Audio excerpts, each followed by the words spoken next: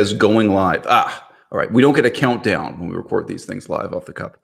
All right. I thought I would make a YouTube video updating anyone who's interested in the year 2021 and possibly to stand as a monument for my own children or grandchildren to see in the year 2031 or the year 2041 about the 7-year-long process of my divorce from my first wife.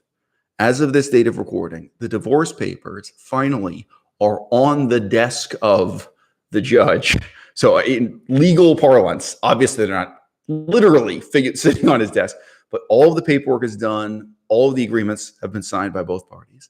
And now finally, my lawyers in Canada will declare us divorced. They'll declare me single and my ex-wife also. Now, in reality, my ex-wife has long since moved in with another man. She has had a child with another man. I'm happy for her. Believe me. Go screw up his shit instead of mine. Delighted. There is absolutely no twinge of envy or jealousy in me. Believe me. And in this video, you'll get a sense of the divorce in retrospect. And trust me, that is not just because it has been a 7-year process of getting divorced. I'm very happy that she's moved on. But my point is, both her and I, our lives have continued to progress for 7 years since the start of the on-paper divorce process. So it's a somewhat ridiculous situation. I'm going to talk about the whole context of what went on in my life over 20 years also, leading up to the conception of my daughter, how I met my wife, and then how we split up.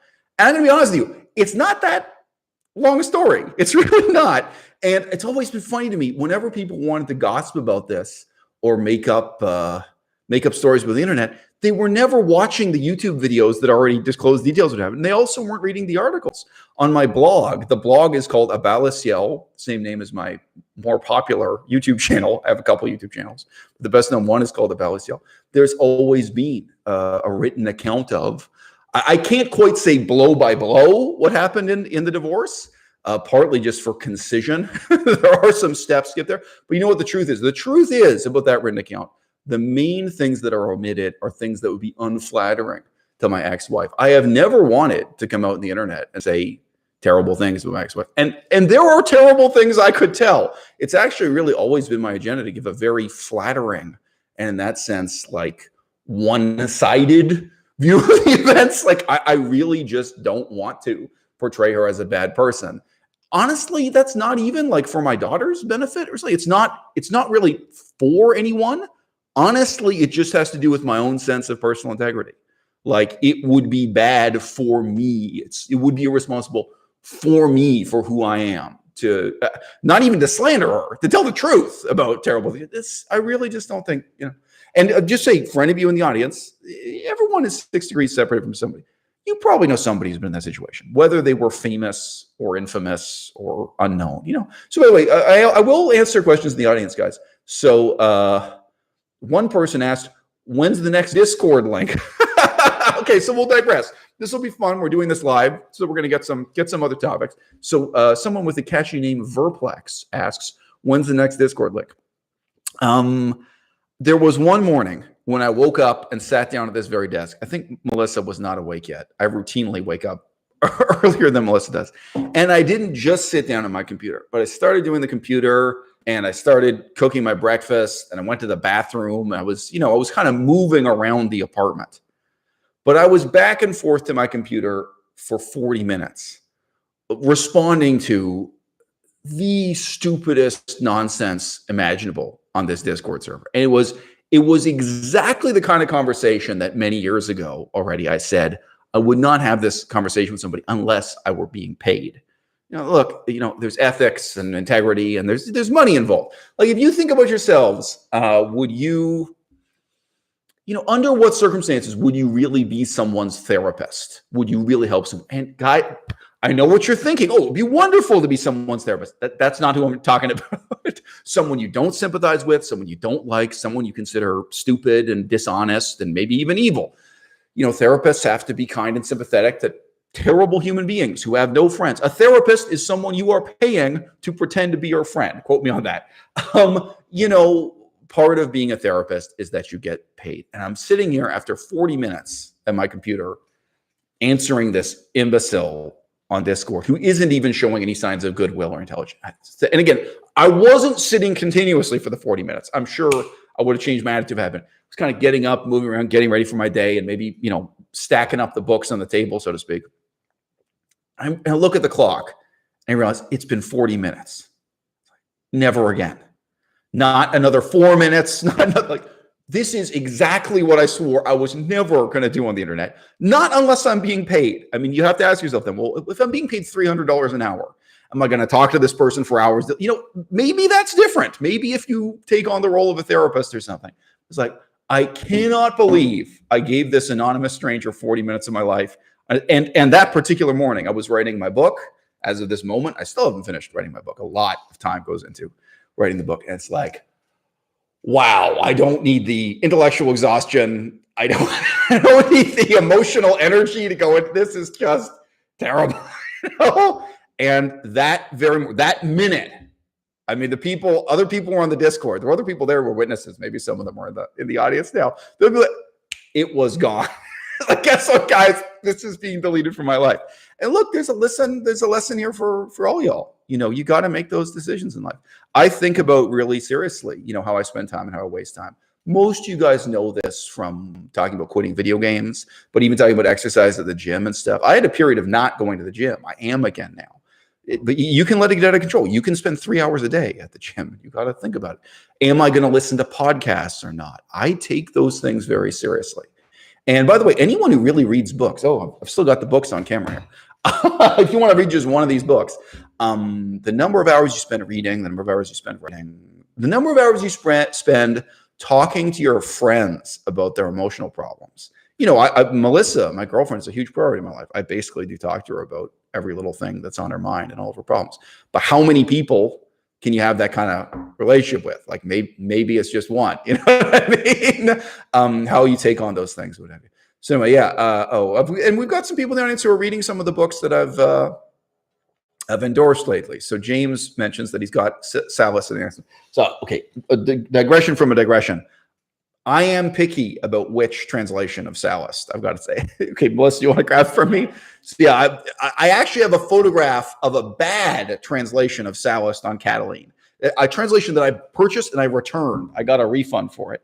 And then I bought this one with a much more horrifying cover. There you go. I look, you know what? Me and this guy, we're the same age.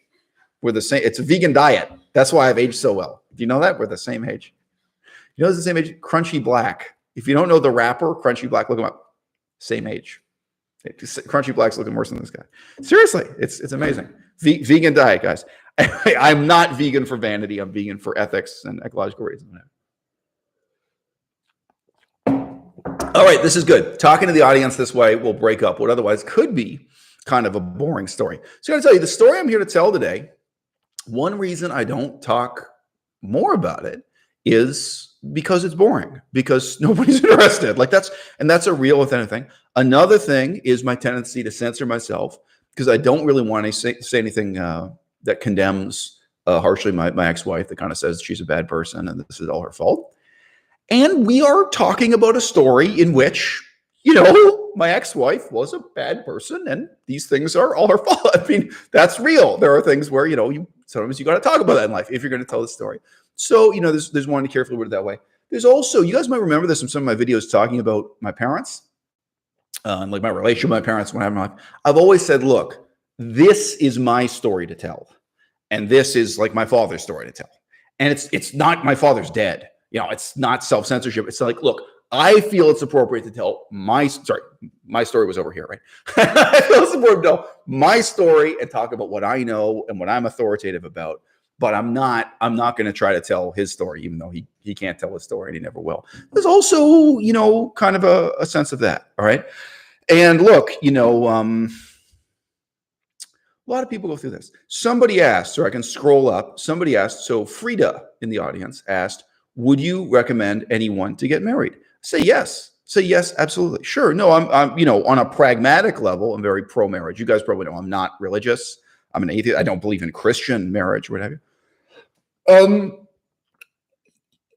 I think it is similar to asking, would you join the army?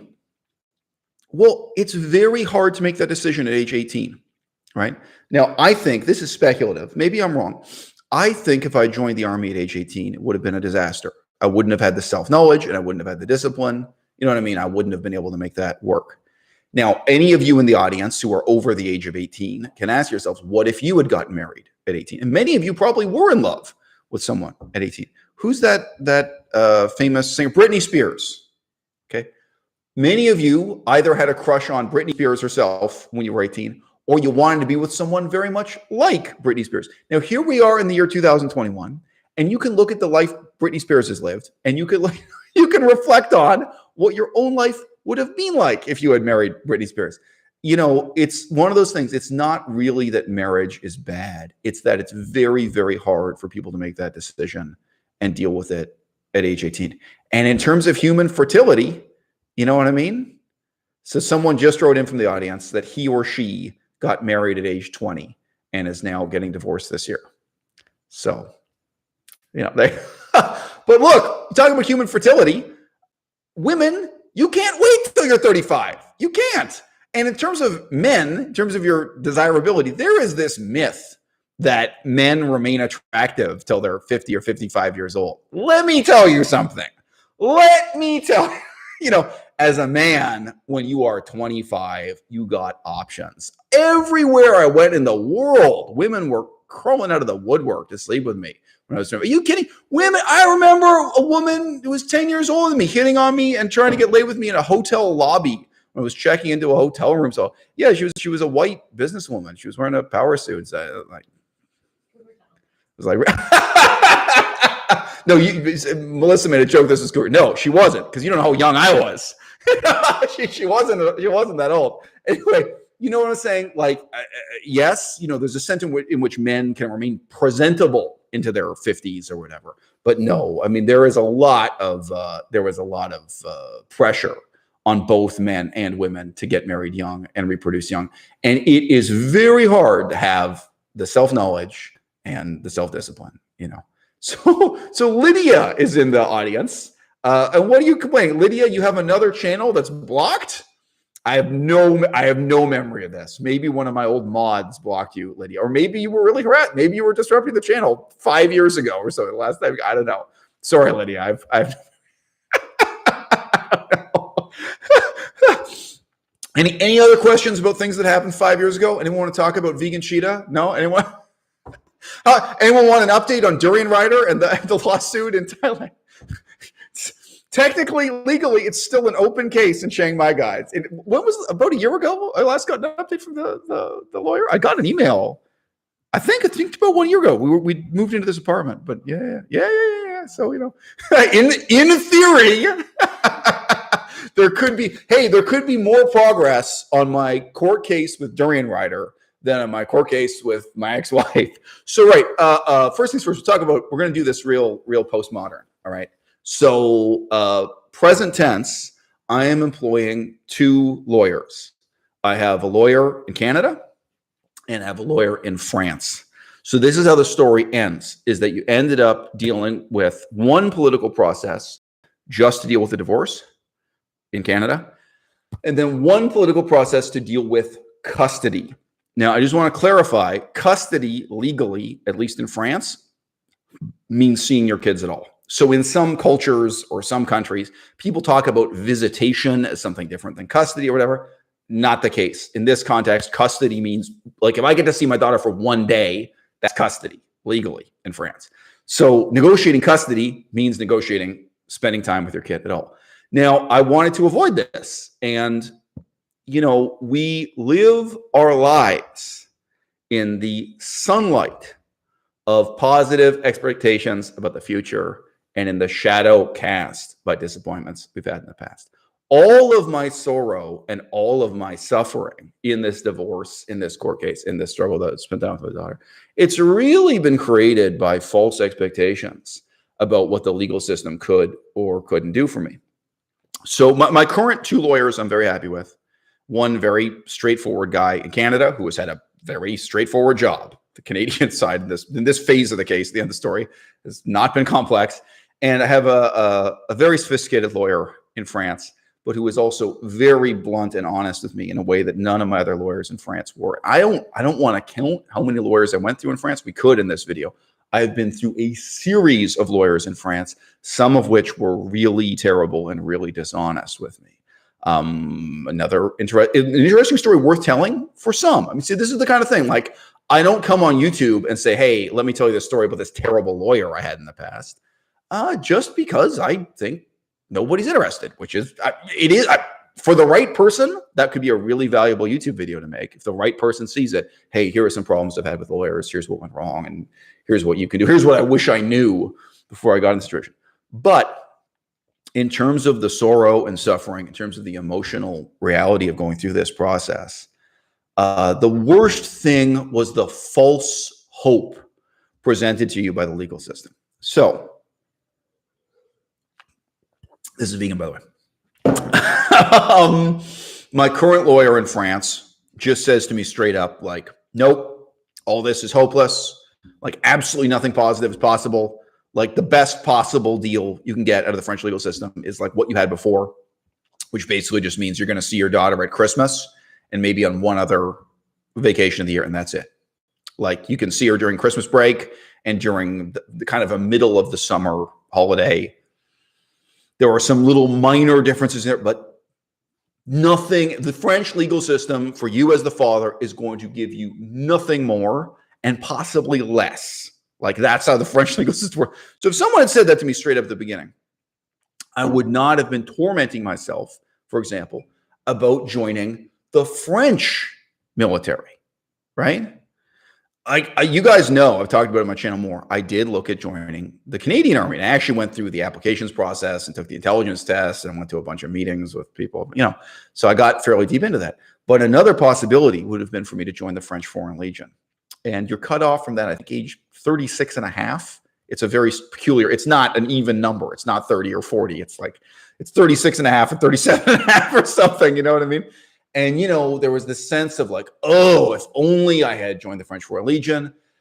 Another moment I used to regret was I was living in China.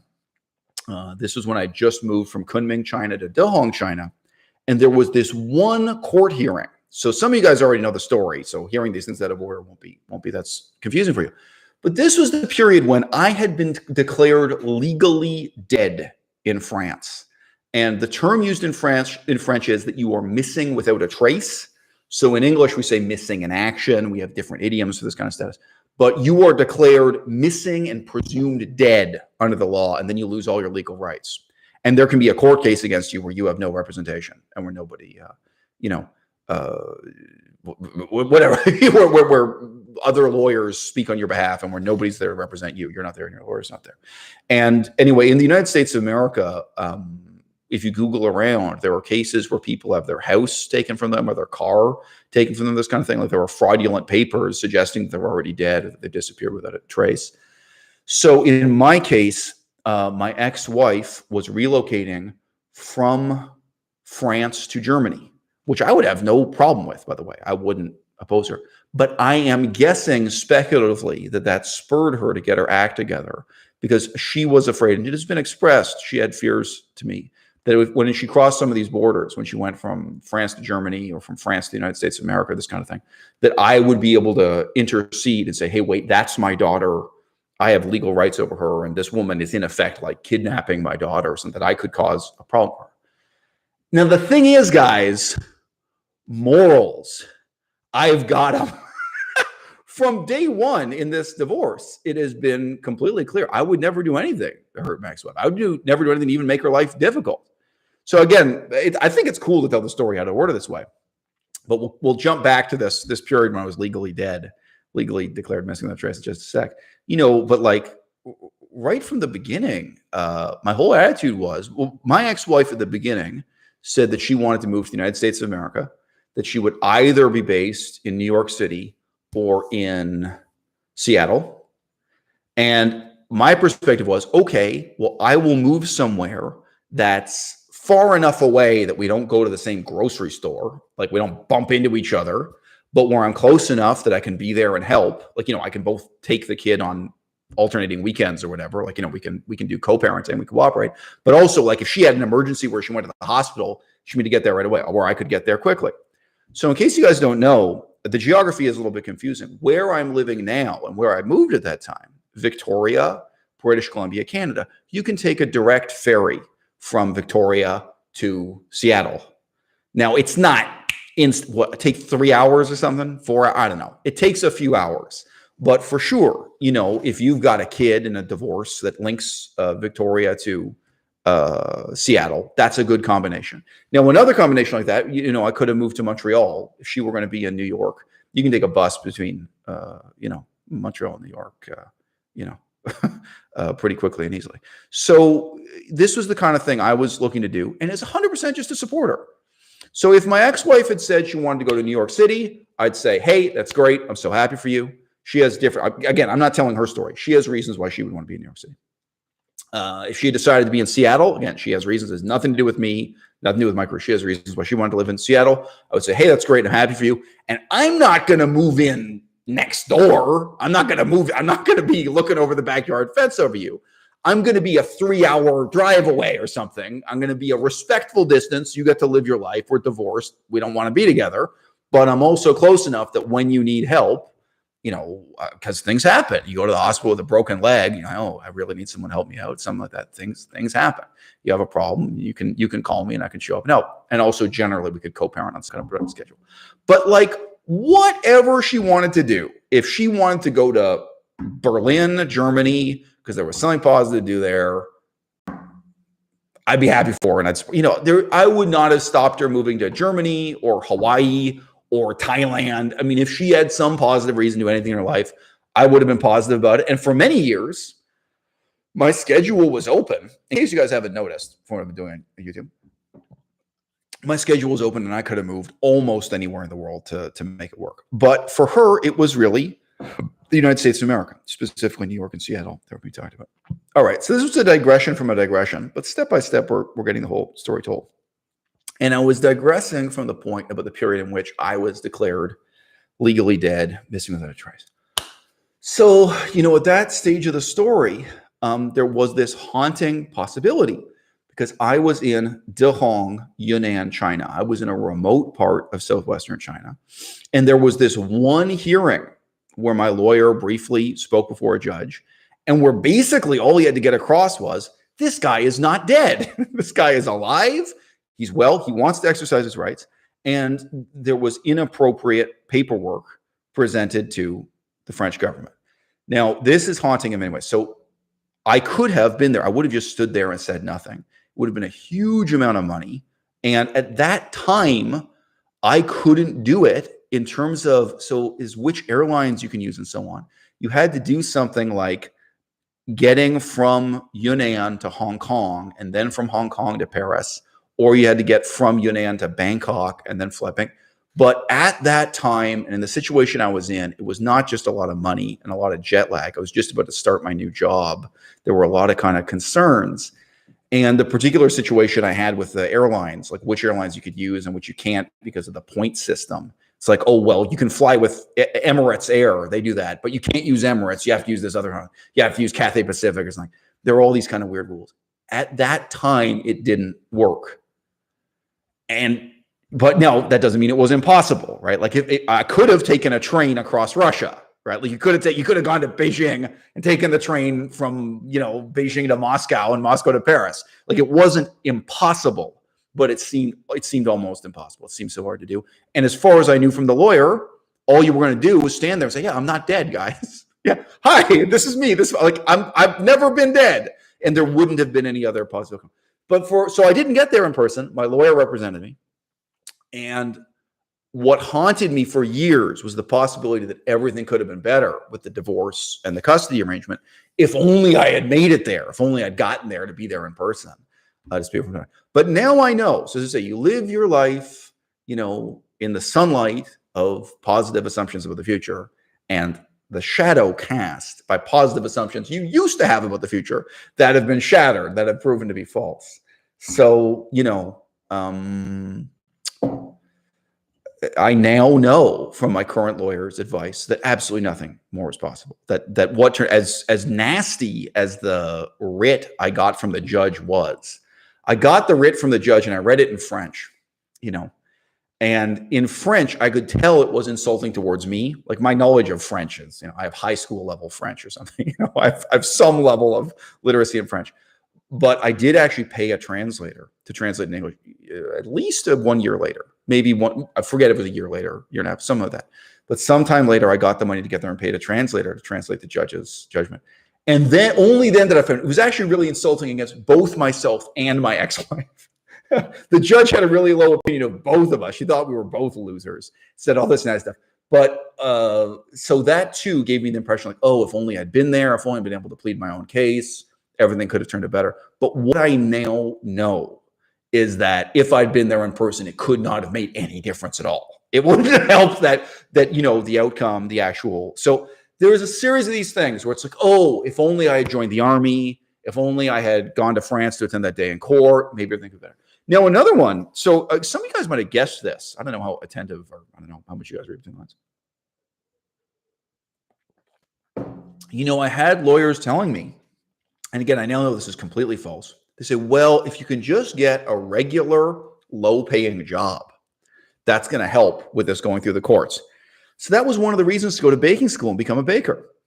It's like you have a path opening in front of you. And it's like, well, I can get a master's degree and a PhD. Like I can stay in academia, but that's many years of work leading to uncertain employment, if at all. And like the type of employment you get is kind of bits and pieces here and there. I can become a baker and then have a regular contract and I was going to say 9 to 5 job, but it's probably like a 4 a.m. to 11 a.m. job or something. Can work at I got a question from the audience. Is this cranberry juice? So this is in fact a low sugar cranberry juice. This is one of those calorie reduced cranberry juices, which is, and it's diluted and I've added water. So this is maybe 3/4 or 4/5 water. Among my talents is actually not forgetting the topic I was on while digressing to answer questions from the audience. So thanks for that question, Frida. Yes, where were we? There were these haunting possibilities that everything could have turned out better for me and my daughter if only I had joined the army, if only I had become a baker, if only I had managed to make it to this court date. And then also I've alluded to the fact I'm happy with the lawyers I have today, but I had several really bad lawyers. And then there's the haunting question of, well, what if I'd had a better lawyer? What if this lawyer hadn't let me down? What if it hadn't been so hard to find a new lawyer after that lawyer quit? You know what I mean? So there are these gaps in the schedule where you're sending emails every day trying to hire a new lawyer and nobody wants the case. It's sad. These are also big problems with the American legal system, the Canadian legal system. But I have learned with the French, legal system, it's really ridiculous. You can talk about, equal rights for all humanity. Well, guess what? Humanity does not enjoy the equal right even to get divorced. So it says, look, guys, I know I'm not poor. And just to mention, my parents started having money really when I was in university. When I was in high school, they were still pretty broke. And that's related to the fact that my father had 9 kids with innumerable different women, not all with one mother. But, I didn't grow up rich. And my parents didn't have money when I was in primary school and even high school, really. But I am aware today I am enjoying the privilege of money earned kind of before I was born, or however you want to put it, And, that my parents' success in their careers, even though that success came, as I say, more like at the very end of high school than when I was in university or something, they started making money. Even someone in my position can't get a lawyer and can't get divorced in France, where you can't at any price. Like even when you're saying to these, look, I have money, I can put cash on the table today, and you still can't get a lawyer, you still can't get it done, So how much worse is it for people who don't have that kind of money?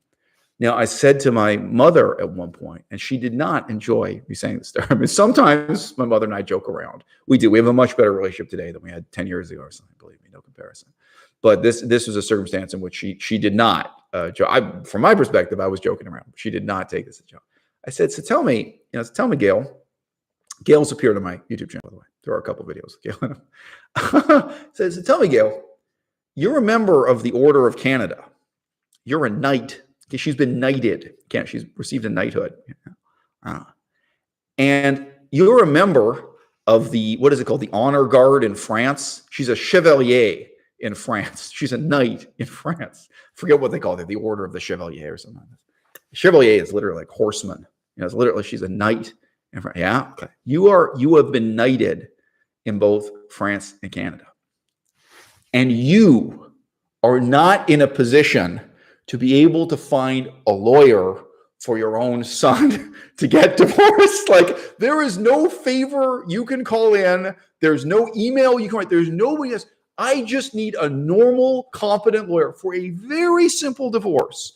My ex-wife and I, we didn't own a business together. We don't have any property. We didn't own a car together. There's nothing to divide to speak of, right? And I mean, I just mentioned it is also interesting. In the only divorce papers we have from France, my ex-wife says she's going to pay me several tens of thousands of dollars in settlement, which is for a real reason legally. So legally, at the time of separation, under French law, she did owe me money. That is basically because of the laws against abandonment in France, that the situation was, the months leading up to my daughter being born and us separating. This is interesting in many ways. She was a university professor, and I had been a university student. So she was financially the sole provider in the relationship. And when we broke up in Taiwan, she just abandoned me without even enough money to buy an airplane ticket to go back to Canada. So, that is exactly what French law is supposed to prevent. Like, if you decide to split up, if you get divorced, even if you both have an income, but one of you has more income for them, you are supposed to take the time and spend the money to make sure that the other person, moves into a new apartment or moves back in with their parents and they can get to where they need to go. There is actually a legal obligation to the other person. So that is probably in the paperwork, several points, including the judge saying it. The judge comments on it. I'm forgetting, but several tens of thousands of euros my ex-wife was supposed to pay me. Now, the amount of money that has been spent on lawyers and airplane tickets and vacations to see my daughter since then, so much money has been wasted in 7 years for nothing. That obviously that sum my ex-wife promised to pay me, which I didn't negotiate with her or something. It states in the legal document, it states that she's about to pay me this amount of money, which she never did. There was never any promise made between the lawyers, but she said it to the judge. Said to the judge that hearing, and it's in the record of the court documents, she was going to pay this settlement. Probably she said that the judge, so that the judge wouldn't evaluate the case in terms of abandonment, in terms of that moral obligation, Yeah. I'll just trail off and leave that paragraph unfinished. So much money was wasted over that 7-year period. Someone's writing in saying, do more live streams. That's my plan. So I know there were a lot of people who were live streams back when I did them on YouNow. I've been thinking a lot, coming back to something I talked about, 30 minutes ago or something earlier. I think a lot about how I use my time. And I think the channel, I'm thinking about making more of my content, live stream discussions of what I've been reading, what research I've been doing, what I'm writing about, what I care about in politics, what's happening in the news in that sense. So, shifting to a mode where I'm living my life and then I'm talking about it on YouTube instead of really creating content for YouTube. Now, the problem with that is twofold. One, not that many people are interested in what I'm reading. I mean, it's important stuff. It really is. I'm going to just give you an example here. This is the kind of digression that makes it more interesting to listen to a guy talk about his divorce, I think. This is a book titled The Machiavellian Moment from about 1975. Won a bunch of awards back then. This is about the extent to which the political philosophy of Machiavelli was much, much more important to the writing of the American Constitution and the history of politics in England and Western Europe than anyone today realizes or gives credit for. Okay. For me to make a YouTube video on it is very daunting and is going to be counterproductive. It's not even going to reach 500 viewers. It's important. That's why I paid money for this book. It's not a library book. It's important. It's meaningful. I want to put some time into it. But you think, well, maybe this can reach an audience if I'm just coming on and doing a live stream. And I'm answering your questions. I'm interacting with you guys, talking about this and that. But I'm also talking about, hey, guys, here's something I've been reading. Here's something really interesting about political history of the United States and Western Europe and Machiavelli. Maybe that can work. But, the question is, when you do that kind of mixed format, where the format is, I'm an intellectual living my life as an intellectual who wants to come along with me. You know what I mean? This is the research I'm doing. This is what I'm learning. This is what I'm working on. And, even a lot of the time there's stuff going on in the news and politics I have a lot to say about. Currently, Melissa, I have a lot to say about politics every day. I do. Politics, sometimes it's contemporary politics. Sometimes it's history. Sometimes it's World War II or ancient Athens or whatever. I mean, I'm talking about, historical politics all the time too. But, the problem is you will be making YouTube videos where the title of the video doesn't have any particular hook for any particular audience. As opposed to, if you pick so someone just suggested Israel-Palestine video, right? Okay, well, if you have a video that's just about Israel-Palestine, maybe someone Googles that and maybe they choose your channel and maybe they give you a chance to say, oh, okay, that's a perspective. Maybe you're not going to reach a very big audience that way.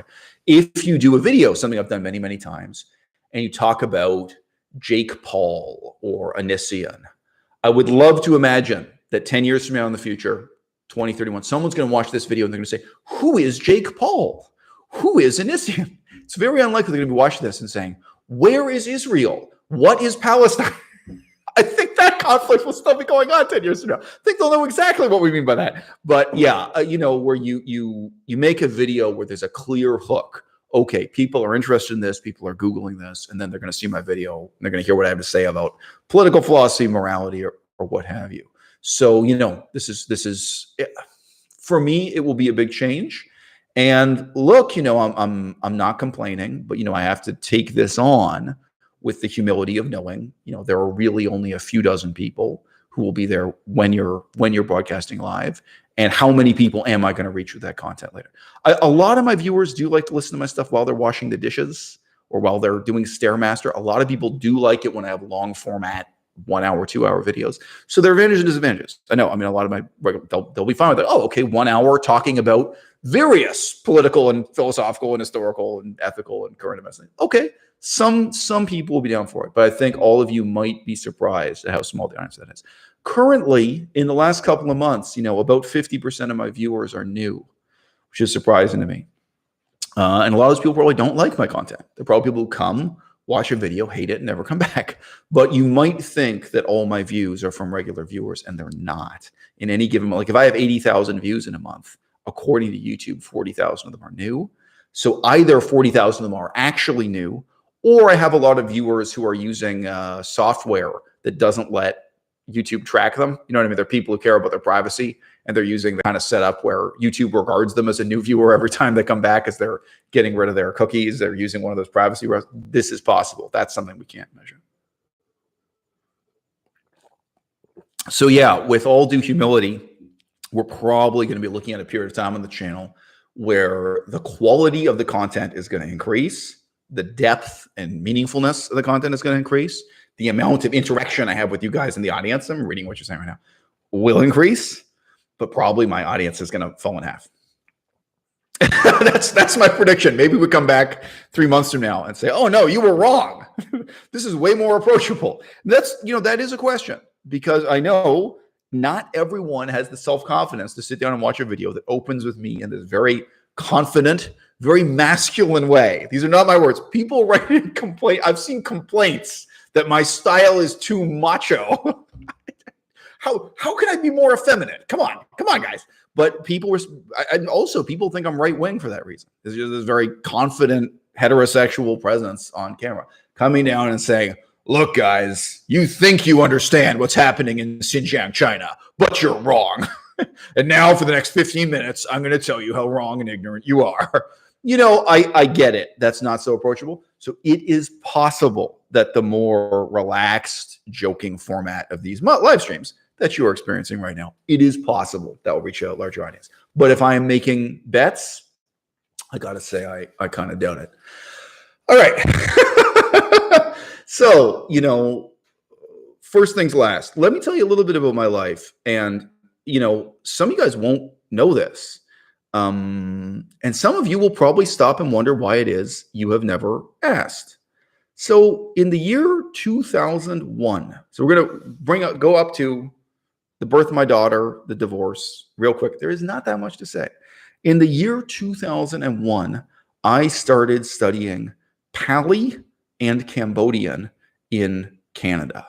Now, still to this day, I believe, if you Google it, there are things posted on the internet, maybe a couple from late in the year 2000. There are things on the internet from 2001 of me uploading and scanning things, reflecting the fact that at that time I was studying the Cambodian language and Pali in Canada. So already back in 2001, I was studying those languages and thinking about pursuing a life that combined humanitarian work and research in the field.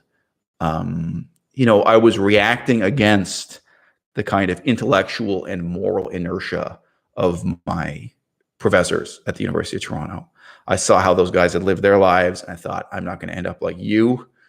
And I was looking at studying the ancient classical literary language of Buddhism and Buddhist philosophy, Pali, and also the modern language of Cambodia. I was interested in the reality of life in Cambodia was today, as well as the history. So that's 2001. We were recording this now in 2021. So it's my 20-year anniversary. I should also mention, I am going to respond to some of these things in the comments, guys.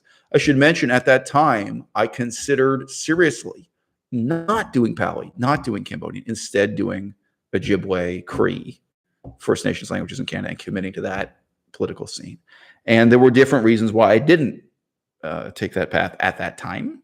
I would later, as will unfold in this 20 years resume of my life.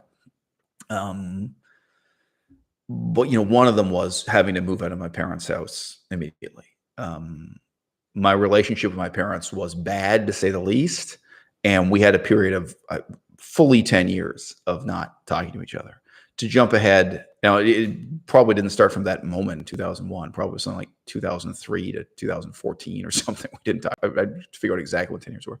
But I remember when I finally did talk to my father again after 10 years. This is just a little anecdote, but this illustrates he was very much in denial that we hadn't spoken for 10 years. He would talk to me like he just talked to me 2 weeks ago or something, And I said to him right at the beginning of the conversation, it's the first time talking over the phone in more than 10 years. Really, I think maybe been 11 or 12 years, but anyway, for since a phone conversation, been a long time. Maybe I'm wrong though, but anyway, I've been a long since you had a phone. And I said to him, well, look, can you hear me okay? The last time I talked to you, you were really going deaf and you had a hearing aid. And is this okay? Or should we be typing? How deaf are you now? And he got furious at me and he started yelling at me that, he had this surgery to improve his hearing more than 10 years ago. And how could I say that? And that was totally wrong. I told her, he was kind of like, are you delusional or something? And so after he yelled at me this way, it tells you what kind of guy my dad was. I said to him, yeah, we haven't talked in more than 10 years. The last time I talked to you was before you had that surgery and you had a hearing aid and you were going down. And he just remembered that he said, whoa, I guess it really has been 10 years. He was still kind of small town Canadian at heart. He said that the same way as kind of Canadian, uneducated Canadian stereotype. He was still a guy who grew up in him. Oh, I guess we really haven't talked 10 years. That's right. So anyway, one of the reasons why I did want to commit to doing, there were many reasons, but one of the reasons to get out and go to Cambodia now, instead of taking some other path again, was I got to move out of the house and never talk to my parents again. And that was one way to do it. So another solution, I could have joined the army or something. Didn't even consider it. I talked about that with my girlfriend just the other day. After September 11th, 2001, joining the army would have led to a whole different life for me. Did not even consider it. I did, just to tell you a little bit more about my life in 2001, I did apply for and start the process of joining the police, being a police officer. Again, that's not a big deal. You don't really go to training sessions. That's it. You go to information sessions, but you go to the police station and talk to people and find out. So I considered, quite a few very fundamentally different paths in life. But in 2001, I was already studying the ancient philosophical language Pali and the modern language Cambodian. and I was assuming I was going to move to Cambodia forthwith. I ended up eventually in Cambodia, but I lived in quite a number of other countries in Asia first. All right. Nacho Business says, did you ever regret the decision to cut contact with your parents? No. You know, okay, there is this illusion in Western culture that you only mature between like ages 11 and 18 or something, or even let's say between 11 and 24. You know, people mature all the time. You guys are getting more mature today. You're going to feel 10 years older by the end of this live stream. Anyone who stays here for the whole live stream will feel 10 years older. You know, my father changed between age 50 and 60 and between 60 and 70. My mom changed between 50 and 60 and 60 and 70. And no, the decision to stop talking to my parents was good for me. You know, was it good for them is actually a very, very different question. I think there are a lot of people who would benefit a lot from cutting off their parents for 10 years. A lot of people in Western culture, certainly. Like, I don't know if we're talking about, I mean, like, it's really different. I have some friends who are Muslim, who are from, you know, Muslim family. They're atheists because they're my friends, you know, they're my friends. But, you know, people who were born and raised in Muslim families, it's a very different question. You know, do you cut your parents off and stop talking to them, whatever? There are different cultural situations. But if you were growing up speaking English in the Western world, I think there were a lot of people for whom a 10-year hiatus or a 10-year silence in talking to your parents is really the right decision. And it can help you mature and it can help them mature. And I mean, something I had to say to my parents again and again over those years was actions have consequences. You know, if you do this to me, there are consequences. And everybody's parents are different. But I gotta tell you, with my parents and with a lot of parents, it can be a real challenge for the child to lay down the law that way and to draw the chalk line and say, no, there are limits, there are rules, and there are consequences for you. If you break your word to me, if you let me down, if you lie to me, if you manipulate me, if you abuse me, let's use a really vague word, you know, actions have consequences.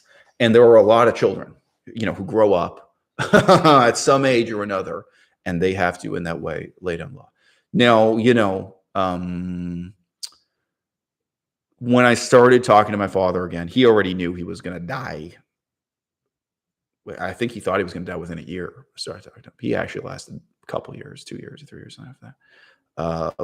Sorry, I should be more precise. I forget, maybe it was even 5 years. It was he died several years. But you know, the doctors told him, you are going to die like now. And he thought he was going to die soon. And he admitted to me openly at that time when he was talking to me, he was expecting to be on his deathbed. He had some operations and things that extended him for, he got like an extra 3 years out of an operation that he didn't know he was going to get, kind of thing. But, you know, he admitted to me that he really missed, you know, my friendship. He missed having conversations with me about politics, having conversations with me about history and so on, that he really valued that he really, you know, he really appreciated having someone in his life who could challenge him intellectually and whatever. And I can certainly see it from his perspective. His life must have gotten a lot lonelier when I disappeared from it. You guys know I like to talk about politics, yes, but you know, my father had such extreme and eccentric views on politics. I mean, he would tell these anecdotes, not getting the irony. Many people, if he tried to talk about politics with him, they would just humor him. They would regard him as crazy, and oh yeah, they would kind of smile at him and chuckle, but wouldn't really respond. They would regard him as someone who was trapped in a dream. And in some ways he was. I mean, to talk to him, you had to kind of drag him out of that dream world and say, no, this is reality and confront that. And I think, you know, I will say this. I don't believe my father ever had another friend as good as me, that during the years I talked to him, I was more of a friend to him than anyone else he'd ever had. Now, after we stopped talking, he might claim he had other friends who were that good, but what he mostly had around him were flatterers and sycophants and people who didn't really, I probably mispronounced sycophant, flatterers and sycophants. There's a little audio typo for you. And, you know, that's partly because of who he chose to spend time with and who chose to spend time with him. There's a lot of different kind of filtering factors that way.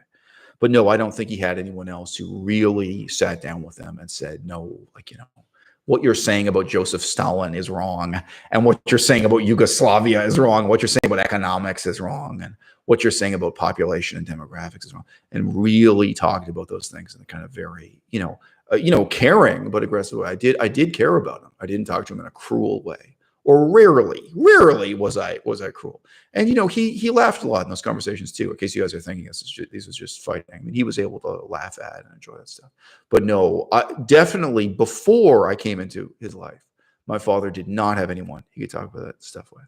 And I would suspect that after I left his life, he didn't have anyone he could talk to that way. Even though because of his ego, he would probably claim that he did. And I saw the way he interacted with other people. And yeah, it was saddening. So anyway, I say this now, this is now 2021, and we have no idea what's going to happen with me and my daughter this way. Will we move on? If you guys are all watching this YouTube channel in 2031, will my daughter be a character on this channel? Or maybe, more likely, maybe my daughter sends me emails and then I answer her question. Oh, my daughter wrote in asking about politics or philosophy. That's conceivable to me, that my daughter could become a character in my life that way. She could become someone who challenges me about politics and disagrees with me. Maybe my daughter will be right-wing. Maybe she'll be left-wing. Who knows? We don't know about what my own interactions with my daughter are going to be like in the future. Yeah. Anyway, so there you go. Heavy answer to a heavy question. The original question was, is it a good idea to cut off, your own parents for 10 years? But yeah, in my case, for me, it was the right thing to do. And I was saying, was it really a good thing for my father or for my mother? It would have been a lot of work for me to get through with them, for me to get through to them in those years. What really helped was that when I came back decades later, various things had really humbled them. And it was hard, but you could get through to them. It was real. My girlfriend's seen some of that. It is not easy. But, when you talk to people who don't care about the difference between true and false, the difference between right and wrong, it's very, very hard. Very, very hard to address anything, whether it's pragmatic things in your personal life or political things. It's a very, very hard situation to deal with. And that is my situation with my parents. And it has been my whole life since I was a child. And I say that there are people who will tell you my parents are brilliant. There are people who tell you my parents are geniuses, or at least that they're highly accomplished and so on. I know that they're not.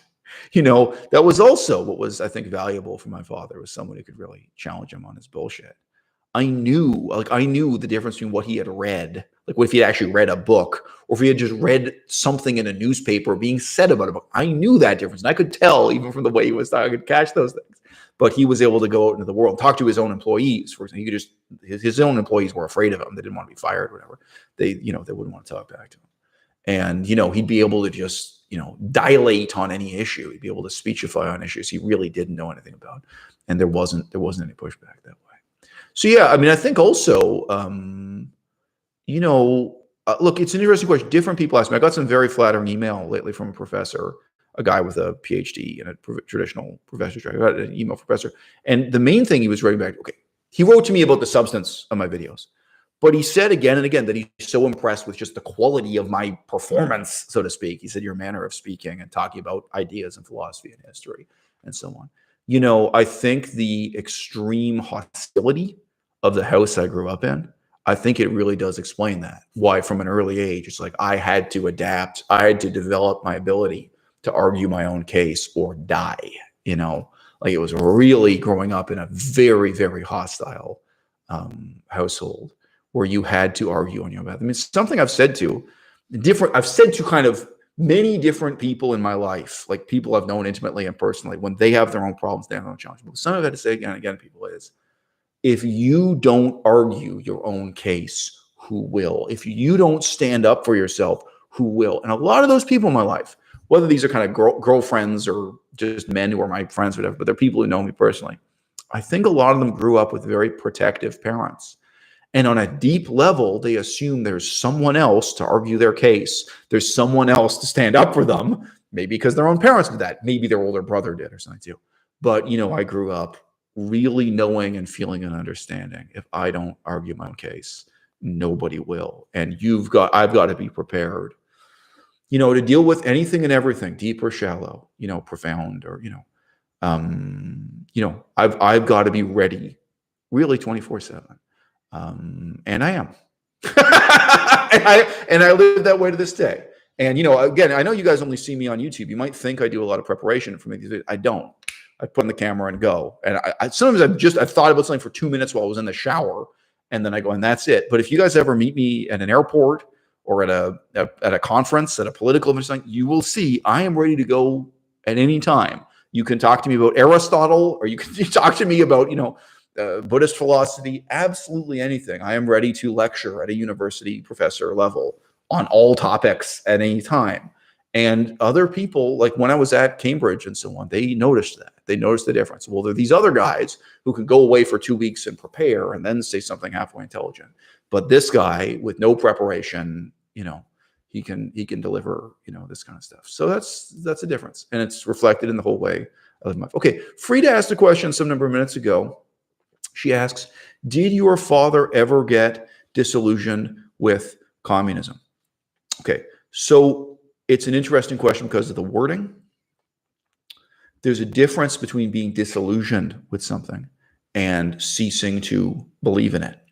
So you see what I mean? You can be disillusioned with the Catholic Church and still be a true believing Catholic. Like, okay, you realize the Catholic Church is totally corrupt, but you might even become more committed to it because you're trying to redeem it. You know what I'm saying?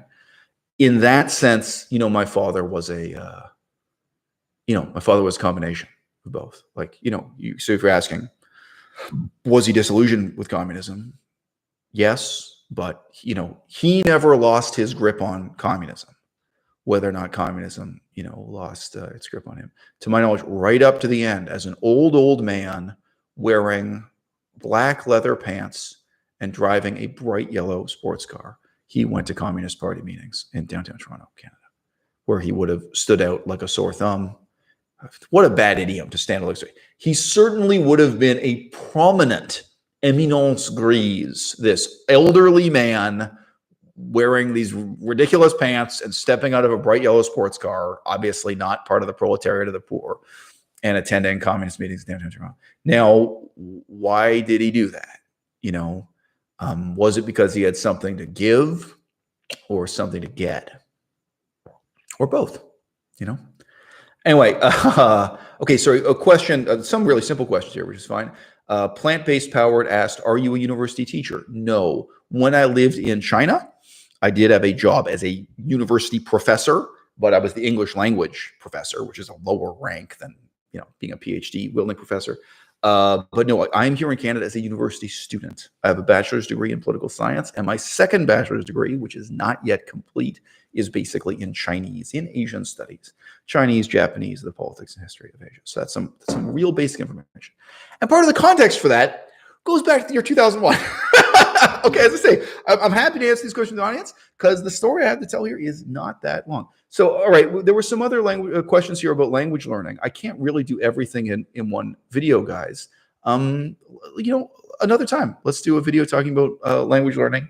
But I think if you guys don't know, just look in the description below any of my videos, and there's a link to a special channel that is just the language learning advice. And that channel is basically called Exile Mazard. It's my name as opposed to à-bas-le-ciel. So there is a special YouTube channel that, and probably your questions about learning languages, honestly, probably most of them are answered there. I've said almost everything you probably want to hear me say about learning languages if you scroll through those videos. All right. So already in the year 2001, I had started studying both modern Cambodian and Pali, and there's stuff on the internet still to prove it. Woo, that's embarrassing. So I remember myself as moving to live in Asia permanently in 2003. Maybe sometimes I even misremember it's 2002. I actually did not get to Hong Kong until January of 2004.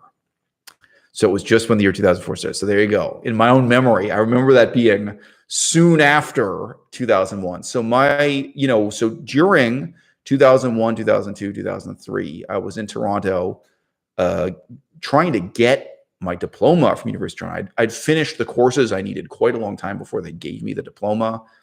that stupid bureaucracy and this kind of thing. So I was technically still a student at the University of Toronto. I'd finished all the course I needed to do. I was studying Buddhist philosophy, I was studying these languages. I was trying to find a way forward in my life. I applied to go to school to become an EMT. I formally enrolled, like I paid the application fee and filled for it, to become an emergency medical technician, which is basically to say a type of special nurse that works in the back of an ambulance. I applied to become a police officer. I applied to work in construction, and my father stopped me. My father wouldn't let me get a job as a bricklayer working in construction. So in those years, there's a lot of suffering and a lot of agony, say 2001, 2002, 2003. But my life in Asia actually began in January of 2004.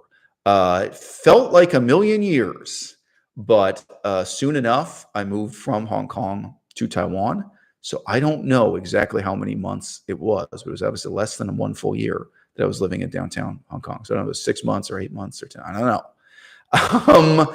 I moved from Hong Kong to Taiwan, got a horrible apartment in Taiwan, was living in Taiwan, moved from Taiwan to Bangkok. So apparently I was already in, oh, wow, that's hard to believe.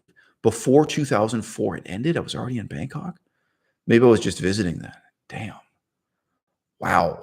Sorry, it was a lot of living. It was a very intense period of my life. One date that is certain was that I started living in the capital city of Laos on March 3rd, 2005.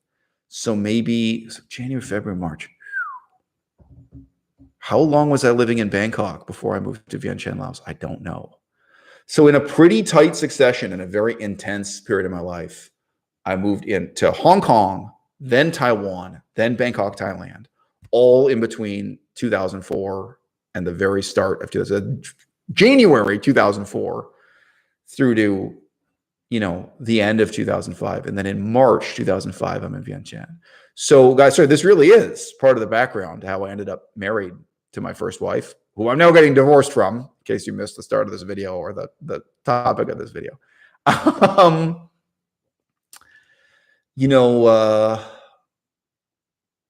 All right, I pursued a combination of humanitarian work and research in these places. When I was living in Bangkok, I was relatively cash rich and time poor. So I had money, but not time, because I had a very exhausting full-time job. And I several times, flights within Thailand were very, very cheap at that time. Interesting story. There was actually a scandal and people, I think, went to jail for it. But there was kind of a price fixing scheme within Thailand to make these flights really cheap. I read about it in the newspapers. I'm not an expert. But flights were like, it was like taking an airplane was like the same amount as taking a bus kind of thing. But I can remember several times I took flights from Bangkok out to remote places in northeastern Thailand. And I was really, when I was living in Bangkok, I was thinking, do I want to make my future, my immediate future and my scholarly future, do I want to make that Cambodia? Do I want to make that Myanmar? Or do I want to make that Laos? So we've had some questions from the audience. Like, do you regret making this decision or that decision? One of the biggest decisions I made in my life was standing at that fork of the road. Look, and really 4 ways. One option was just to stay in Thailand. There was no reason to leave Thailand. Stay in Thailand, move to Myanmar, move to Cambodia, move to Laos. And for different reasons, including my blonde Canadian girlfriend who had dragged over from Canada at that time, she felt she was not tough enough for Cambodia. And Laos, by contrast, would be easy, would be survivable. And that was one of the decisive factors. Now, you know what? I mean, sorry, I'll just include this. So I don't believe in any supernatural things. I have no superstitious beliefs. But, I did once, I got a question about when is this book coming out? Stay tuned. Follow me on YouTube and Instagram. I'm busily writing the last drafts of the book. The book is titled No More Manifestos. We had a great question earlier. Is No More Manifestos going to be a manifesto? Great question. Some of my earlier writing, I was writing manifestos in the past, and no, I feel that this is not a manifesto. It would be an interesting criticism of the book if someone would like to write a book review attacking No More Manifestos as just being another manifesto. That'd be a very incisive criticism, but I think you will see. The book, in parts, it's deadly serious. but in parts it is humorous too. I mean, there's joking around there too. I feel it's a roller coaster. It's emotionally exhausting for me to read it. When I read it and I'm doing the like, whoa, whoa, just going through one chapter, you're like, I feel tired with that. Obviously, it won't be so gripping for everyone, but if you care about those political and philosophical issues, I think it covers issues, honestly, that everyone kind of cares about. It's hard not to care. Most fundamental issues in politics. Then maybe it'll be gripping and exhausting for you too. All right. So there's a question: can you release the other chapters?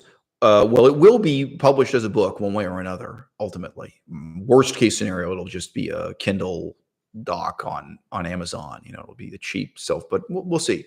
But you can get chapters of the PDF now if you join my Patreon, which is $1 a month. So it's really a kind of okay. So this person asking is already.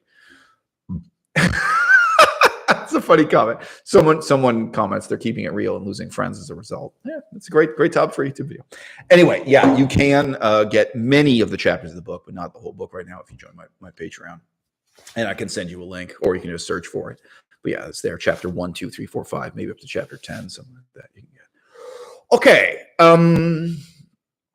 So yeah, how did I end up with my first wife? This really is part of the answer to the question.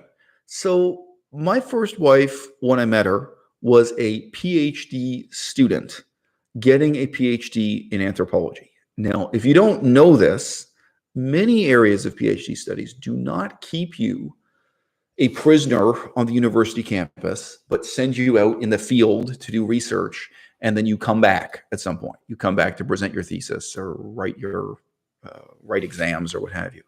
So, she was someone who was in Asia, living in Asia, and in theory doing research in Asia, but she was on paper still a student at her university in England getting this PhD.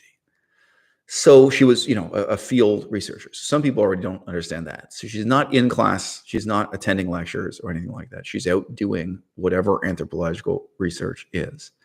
There were actually a couple of newspaper articles that referred to me as an anthropologist. I think just one did it, and then another newspaper article copied the first one. It was just amused me.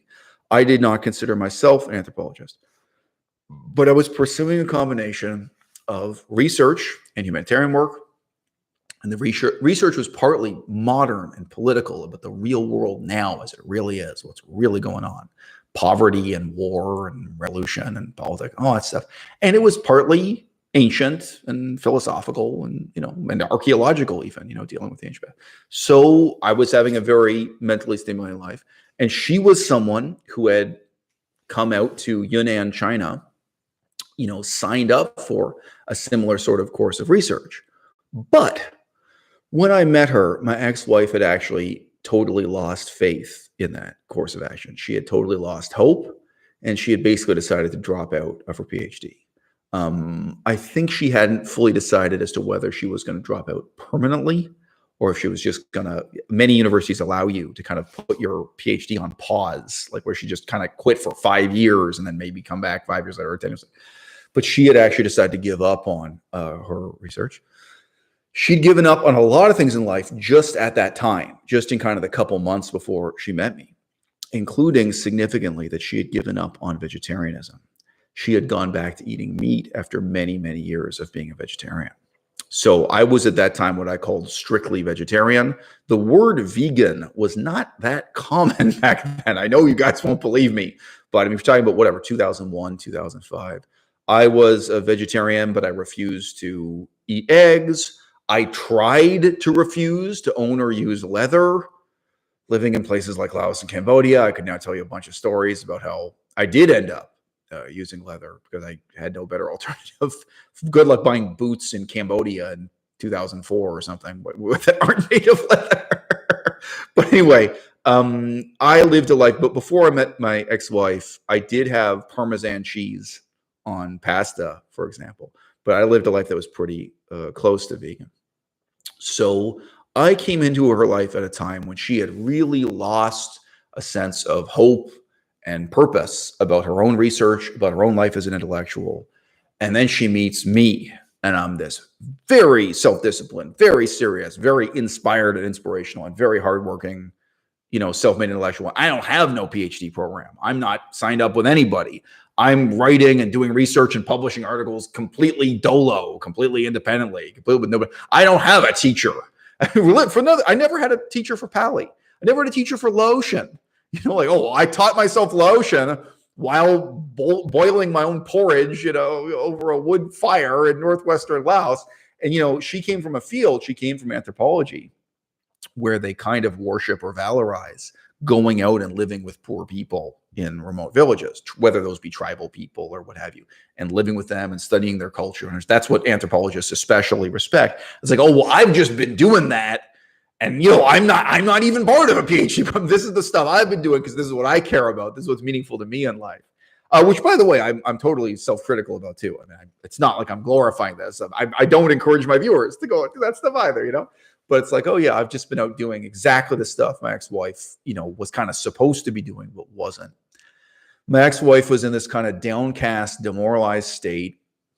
She was talking about dropping out of her PhD program to become a jazz singer, to sing jazz full-time in Beijing, China. And I came into her life, and as soon as she meets me, like, these were not hostile conversations, but it's just like she meets me and says, well, what are you talking about? You are in a PhD program at one of the most prestigious, the most desirable institutions in the world, and you're throwing it away to sing jazz in Beijing, you're maybe it's different if you're signed up to be a jazz singer in Los Angeles with some big, record label, but this is not the big time or something. This is being a lounge singer in somewhere in Beijing, where it's partly just to have an exotic foreigner who speaks English fluently singing jazz. That's obviously what the deal is here. You know what I mean? I've got some questions in the audience I do want to answer, but I don't want to interrupt myself too much. But anyway, I see you guys.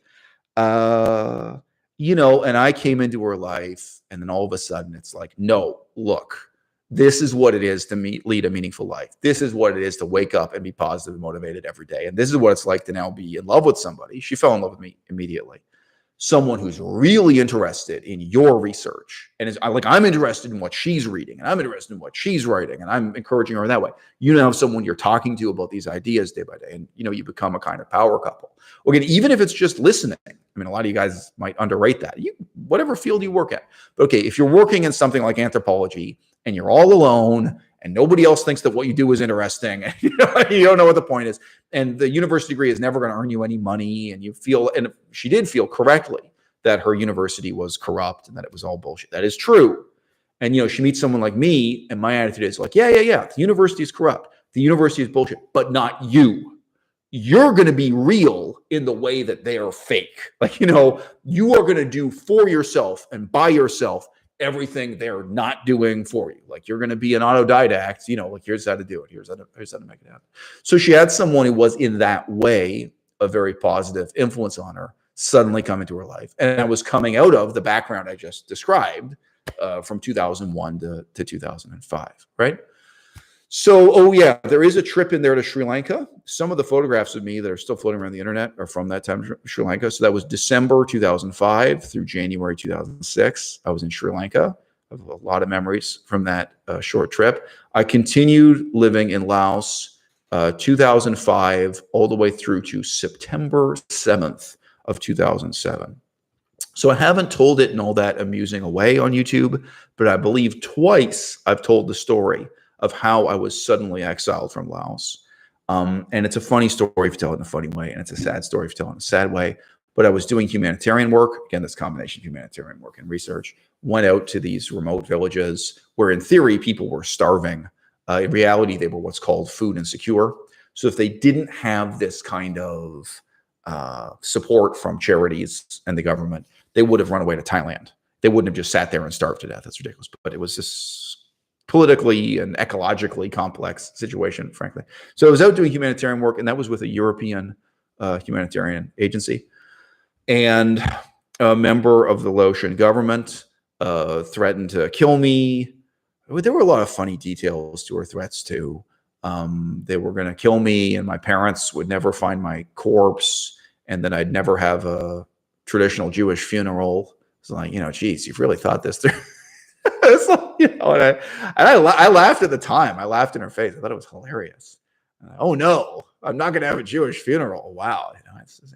And you don't know too. Did she get this out of the like Communist Party manual of how to be threatening to white foreigners? It's like, had she been trained in what you're supposed to say when trying to intimidate someone? It was a really ridiculous situation. But yeah, I was given, death threats. And then the other thing that was sad about the situation was, and I could laugh at it. You guys know me. Some people, maybe this is their first video watching on my channel. I don't know. Anyone in the audience, if this is your first time ever watching a video on my channel, say so. Okay, I'd be surprised. But I'm a very self-disciplined, very detached person. If you've known, so I was able to remain calm and detached and cool. But even under fire, even when you're literally being threatened with death and these things, but my coworkers were not. And my coworkers, they were taken in and interrogated by the Communist Party and so on. There was this whole series of things. So, I feel sorry for them. I feel sorry for everyone involved. And so I ended up suddenly exiled from Laos. And, I was told I could never return, or if I did return, I could maybe sneak in and not be noticed. But if I come back, the equivalent to the CIA is going to be watching me. Their Secret Service is watching me, which they did. Eventually, I had to go back because the only money I had in the world was in a bank account. I had a couple $1,000s. I forget what I had, $2,000 in my name or something. And the Secret Service guys did, they did follow me and stuff. Not a big deal. So I'm just being honest with you. I don't think that's even, inappropriate or something. But yeah, I had one encounter. So to be clear, it's not that they walk down the street next to me. In this day and age, you don't need to do that for surveillance. But I remember when I went to a bus station, the intercity bus station, there were intelligence guys there who were watching me and commenting on me, and they were speaking in code openly, which is a surreal experience to hear people speaking out loud in what's supposed to be a secret code. I mean, bizarre. Anyway, and I went over. I went over and intimidated them too. I don't know. Have I already told that story on YouTube? I don't think so. Anyway, funny story. Yeah. Anyway, and look, I just want to say I don't blame those guys. I don't have this kind of hysterical anti-CIA, anti-Secret Service attitude. There was one point when I was in Yunnan with my first wife, who I'm now getting divorced from. It's the topic of the video. There was one point when we were there together, and the Chinese government had their Secret Service check up on us a couple times. I think I remember 3 times them coming and checking up on us. And it's their job. I don't see it as such a negative thing, and I'm not a threat to anyone or whatever, but they must have a list, and how dangerous you are as a foreigner is ranked from 1 to 10. And we were probably a 1 or a 2 or something for suspicious people, but we were more than a 0. So you get checked up on to some extent. And if you guys were following my YouTube career while I was in China, most recent when I was there as a professor, I had some problems with computer surveillance.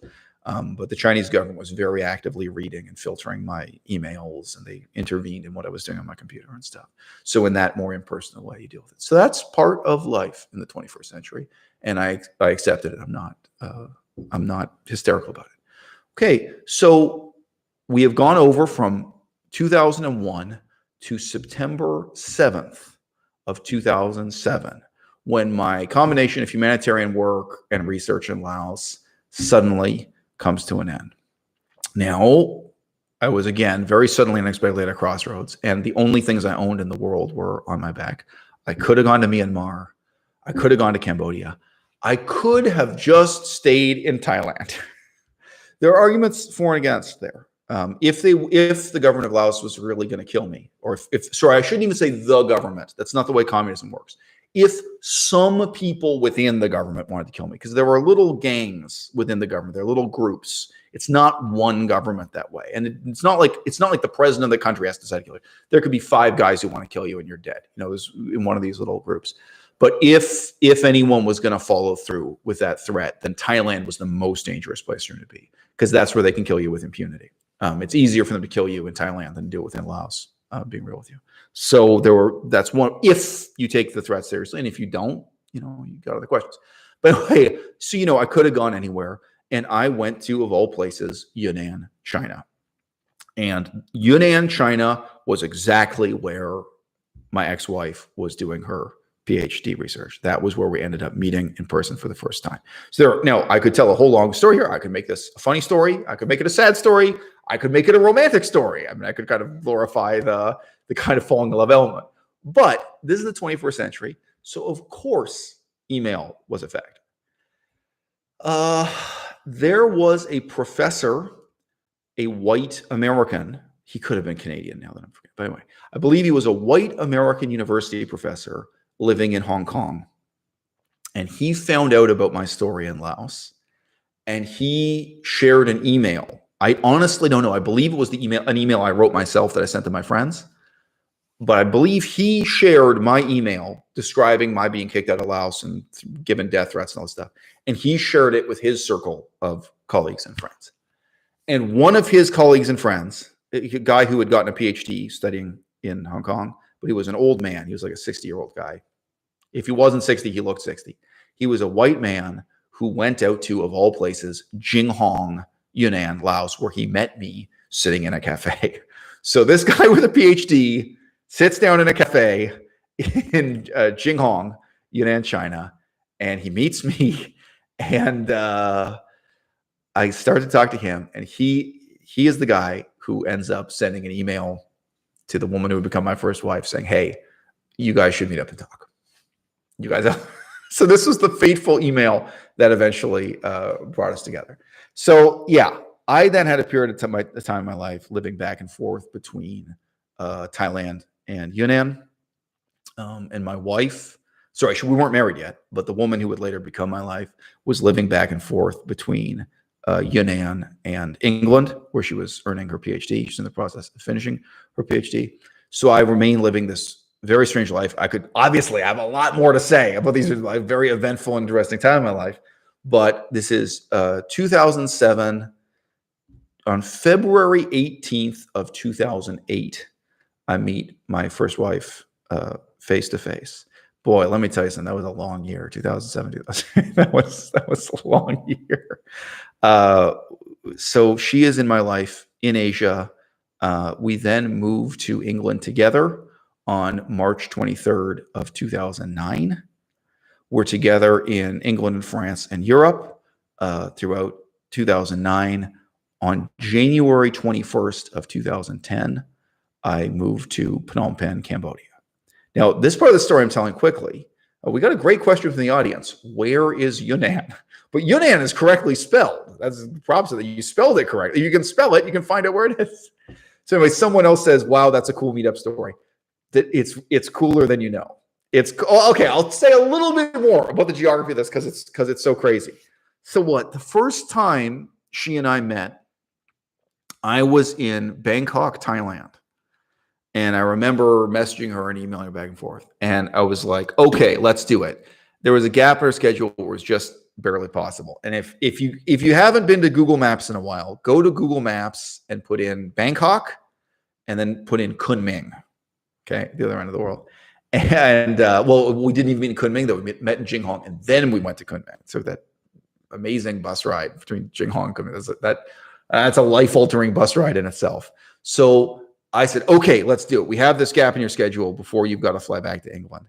I took the bus. I was poor and was in a very desperate and uncertain situation after this whole situation of being exiled from Laos or whatever. I said, okay, this is worth it. Let's make it happen. Let's fall in love. I took the bus from Bangkok, Thailand, all the way north through Thailand, all the way north through Laos, over the border into China, met in Jinghong, sleep deprived. She took the bus, and her bus ride was actually longer, even though it was entirely within China. She took a bus from her remote field site where she was doing research all the way to Kunming, and then all the way from Kunming to Jinghong. It sounds less impressive, but that's really mountainous terrain. It was actually a really, really long trip, even though she didn't follow it. And then we met in person. So that was one really fateful meeting. And then later, several chapters later in the story, we had a situation where she came back from France and she couldn't get into China. That was, again, a time of epic bus journeys. I had to come all the way down from Yunnan to meet her in Bangkok, and then had to get her back into China at a time when French citizens were not being allowed to re-enter China for for political reasons. So yeah, there were sweeping elements to the romance. And yeah, I mean, this is another reason why I still really do try to be nice to my ex-wife on the internet. And I mean, again, it's just a commitment to my own personal sense of integrity. She really loved me. She really fell in love with me. She did terrible things to me. I mean, the whole relationship was terrible for me. I am not joking. I mean, I'll say a little bit more about that in just a moment.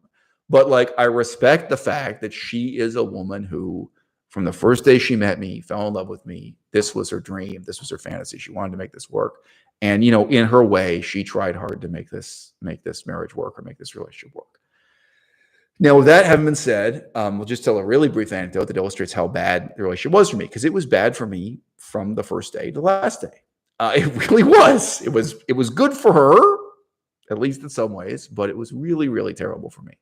When we were getting close to breaking up, we were kind of negotiating the end of the relationship. We were talking about what's wrong with the relationship. I remember she went on this kind of long rant talking about the different phases the relationship had been through. You guys have gotten some sense of this video. Like, okay, first we lived in this city, then we lived in this city, then we, like, you know, it breaks itself into. She was saying, well, during this period, this was really great, but this was the problem. And then we moved this place, and this was good, and this was good, but this was bad. She was kind of, and it went on and on, but you know, you got to do a lot of listening. You know, listen. And she might have talked for 40 minutes uninterrupted or something. It's this kind of long rant about the. I said, okay, pardon me. You know, do you mind if I interrupt you? Okay. It sounds to me like you are reviewing the relationship phase by phase and commenting on, you know, the ways in which you were happy and the ways which you were unhappy, the ways which are good for you. Is that a fair? She was like, yeah, I guess. You know, she was just speaking very specific. Yeah, I guess. Yeah, I guess. So, well, look, got to tell you something. For me, there has been no period of this relationship that has been good. Like, I can't do what you've just done. Like, I can't go over the relationship and talk about pluses and minuses. Like, for me, this relationship has been one in which you made commitments to me and you let me down, in which I have been disappointed, in which I have had to lower my standards again and again and again. It's been one crushing, heartbreaking disappointment after another. It's been me weeping and having a broken heart and being broken down and ruined by this relationship again and again and again. And I'm just being honest, like, there's a sense in which I can say it didn't get worse. Like, it was bad from the beginning and it stayed bad. Now I'm going to say this partly to put some younger guys on. Okay. So, here's someone who knows what's up. Mercia says, did you see the red flags? ? That is the right question. So you, Mercia, whoever you are, you've been through some stuff in your life. That is exactly our question. When did you see the flag? What I was just going to say, for younger people who don't know what's up, you know, what changes over time for you subjectively is how well you understand the other person, how you evaluate the other person. I'm someone who's very, very hard to manipulate. It's very, very hard for women to lie to me or manipulate me. And most of the time, my ex-wife just didn't try. Like, early on in the relationship, she did try. I was just like, what are you doing? This is ridiculous. You know, it's hard to lie to me, or at least it was from my ex-wife. She is not a good liar. She's not good at lying. But I can remember when she tried to do that. So it wasn't anything so crude as that. But as time goes on, you understand that person's motivations better. You understand why they're saying what they're saying and what they mean and what they're upset about. You understand them better. So even if the relationship doesn't get worse, like if the relationship is just equally bad over time, you subjectively understand what's wrong in the relationship more and more accurately. So for you, subjectively, it becomes more and more hopeless. Like, early in the relationship, you see this problem, or she does this thing to you. She does something that's horrifying and harrowing and heartbreaking for you. But you think, okay, but now I've explained to her the problem with that, so she can change. So it's going to change, right? Like, it's going to change next month. And you're with someone for years, and you both see what they can change and what they can't change, what they can do and what they can't do. And I got to tell you, this is true for everyone. For you, you see what's real and what's fake.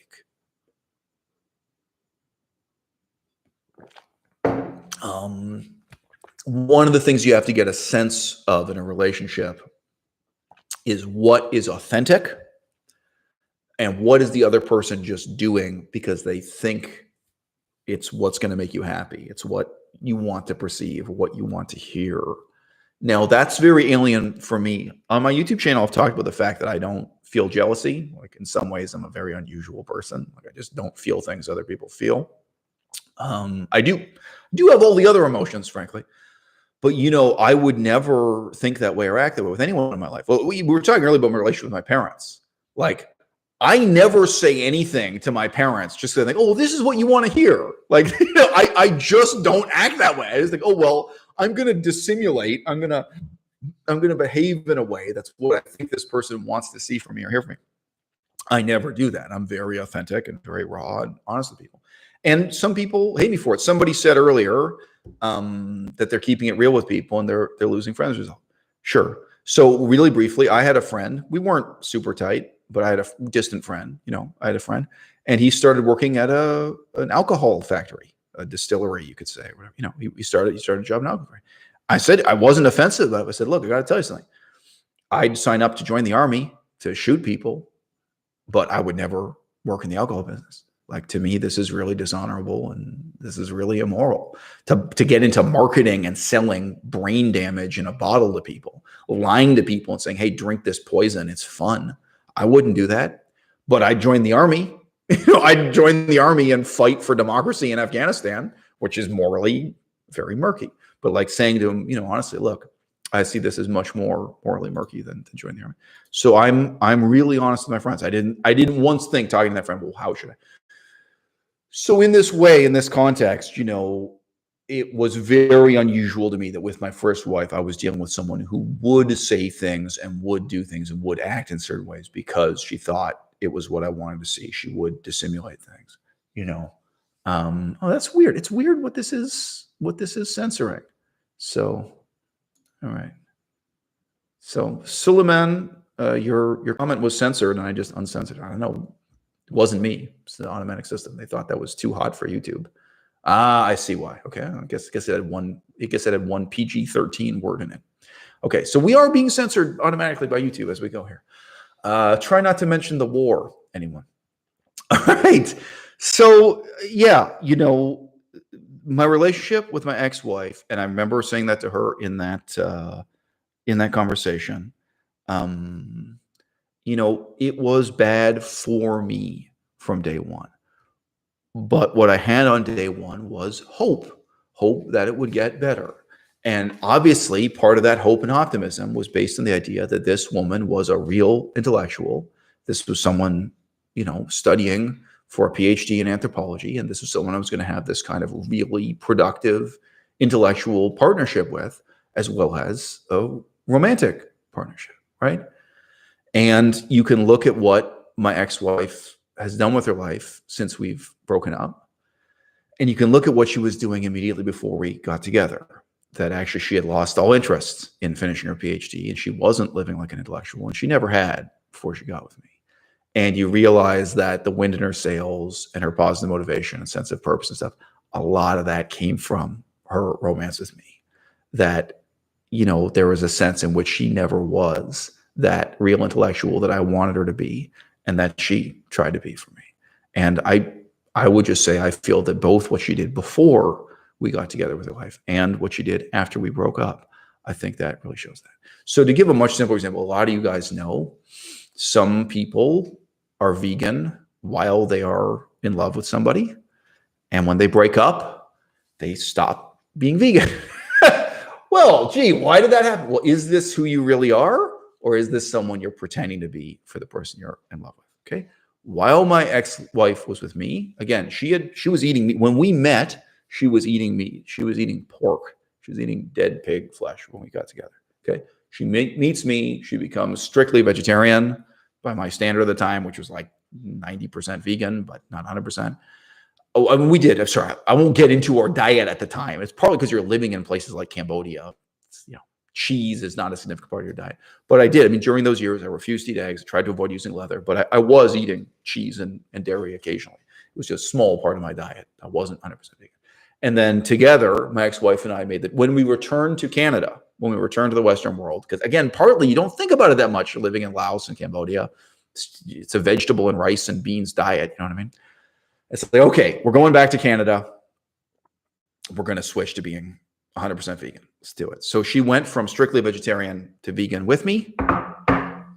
And for some reason, after we broke up, she stopped being vegan. So from my perspective, when we broke up, she stopped being a real intellectual, stopped being a real author, stopped being a real researcher, stopped being a real vegan. And of course, it's very sad for me now that my daughter is growing up in a non-vegan household, not even vegetarian household. You know, that is really sad. In a household, you know, I'm also against drinking alcohol and things. I don't believe any of that. And also, you know, another thing is, sorry, there's some interesting comments here in the comment section that are a little bit distracting me. It's good though. It's good, guys. It's not a criticism. Thanks for, I appreciate having this audience who's interested in asking these questions and making these comments. You know, so the other thing is the Chinese language, right? Well, my ex-wife also completely gave up studying Chinese and gave up teaching my daughter Chinese. And the deal was she was supposed to be raising my daughter with Chinese second language. And that's why, well, it's a big part of why I started learning Chinese myself, was that was for my daughter, and that together we were going to give the next generation ability in, you know, English and French and Chinese. She'd have this kind of combo coming up, you know. So yeah, the last time we spoke to my first wife face to face, that was me, my current girlfriend, and my first wife all in the same room together. She said openly, she was astonished when I spoke Chinese, and she said, "You now speak Chinese better than I do." I don't know if that's true, but she said that she had totally given up studying and practicing Chinese, and she had lost whatever ability she had. That part is certainly believable. Anyway, we will see. If in the next few months I'm getting back into studying Chinese seriously, we'll see what I can do with it. But I do not boast about or exaggerate my ability in Chinese, which is certainly limited. So look, as someone in the audience is raising the issue of narcissism, look up, you know, the myth of Narcissus.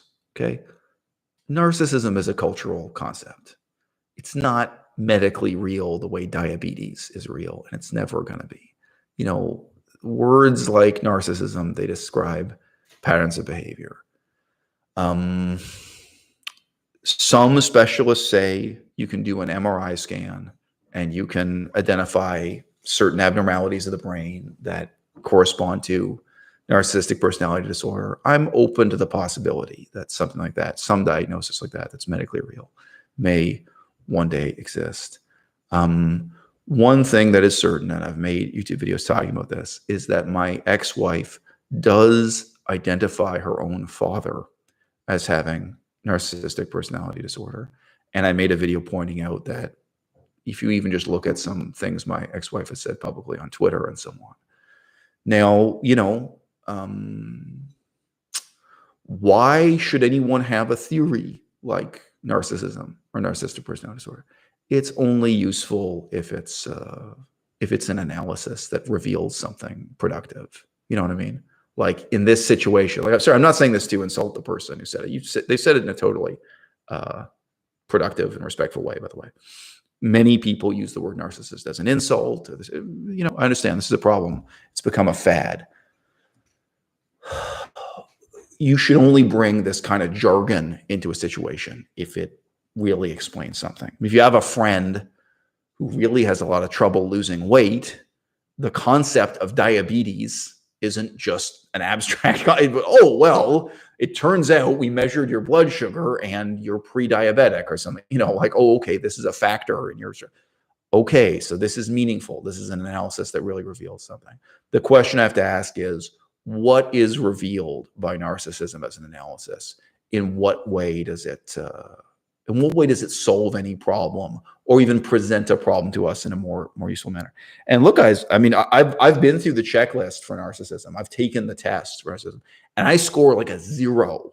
I score incredibly low. I'm way below what's normal or average. So I'm an anti-narcissist according to the test. I mean, you know, you can say it's bullshit, but I've had other YouTube channels attack me and call me a narcissist. And if you actually just unpack, well, what do they mean in calling me a narcissist? That I seem self-confident when I'm talking about topics I'm really confident about? So I mean, right now, nobody's asking me about the politics of Jamaica. Can you name the prime minister of Jamaica? Can you tell me about what happened in the last 2 or 3 elections in Jamaica? I can't. If we talk about Jamaican politics, I'm not going to be self-confident. But sure, when I come on YouTube and talk about things that I really know about, I seem self-confident, and that doesn't make me a narcissist, and it's this very sad thing. But yeah, I have taken those diagnostic tests, and I'm not a narcissist at all, for whatever that means, even if it's just a cultural concept. But for people who do take that test or do get that diagnosis, I'm just asking you to reflect on this hypothetically. What does that do for you? How does it help you in life? Maybe it helps.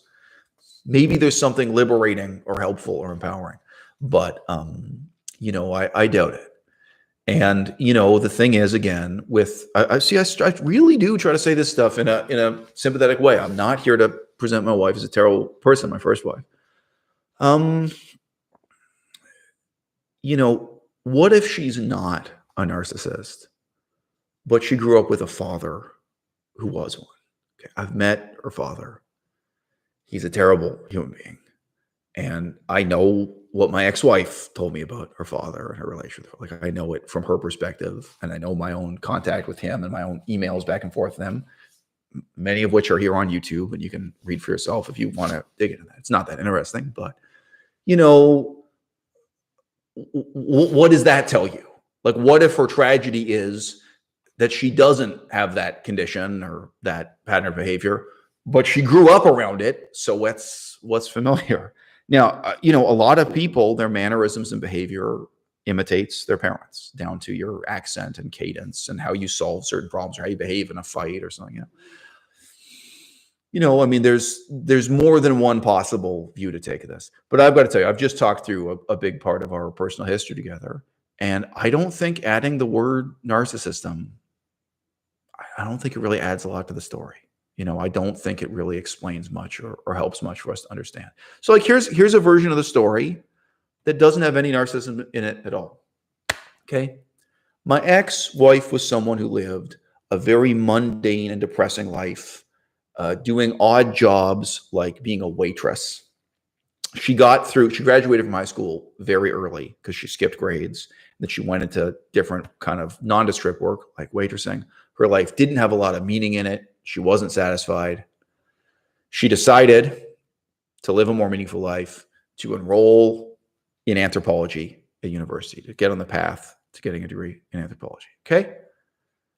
And she gets to university and she finds it depressing and corrupt and awful and pathetic. And none of these people are real intellectuals. They're all very shallow, and, kind of the system is broken.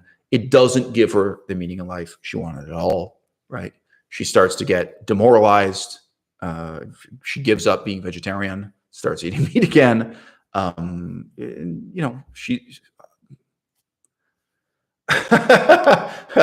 I judge very harshly things like drinking alcohol and smoking marijuana. Probably most of you in the audience don't, but I also see that as a symptom of losing this sense of purpose and meaning and positive motivation, right? I'm not saying she started to do the things normal people do in our culture when they've lost their sense of purpose and meaning in life. And then she meets me and she falls in love with me. And she starts doing everything she can to make this relationship work. And she wants so much to be the woman that I need her to be. She all of a sudden, and all of a sudden she also doesn't really need her university in the same way anymore. There were a lot of, we went to the library together. You know what I mean? We went and got the books out of the library. And now all she needs is a desk and a library. And I'd cook for her and make her coffee. And she's in this very warm and positively reinforcing and collaborative relationship, right? And in so many ways, it's so, loving and wonderful, but the problem is, the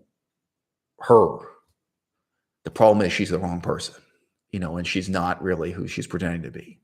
And on the one hand, she's constantly disappointing me. And the other hand, she's constantly afraid of disappointing me, even when she isn't. And there's a kind of straining and internal monologue for that. And I'm unhappy, not because I'm unhappy with my life in general. I'm unhappy because of her. Like during those years, I know space time where I didn't really have other problems that made me unhappy. Yes, this is simplification. I had different jobs, by the way, that are not being mentioned here. But like it doesn't depress me. It doesn't hurt me. It doesn't break my heart to have a job as an English teacher or the job in publishing I have. I had struggles at work or whatever. None of that's a problem for me.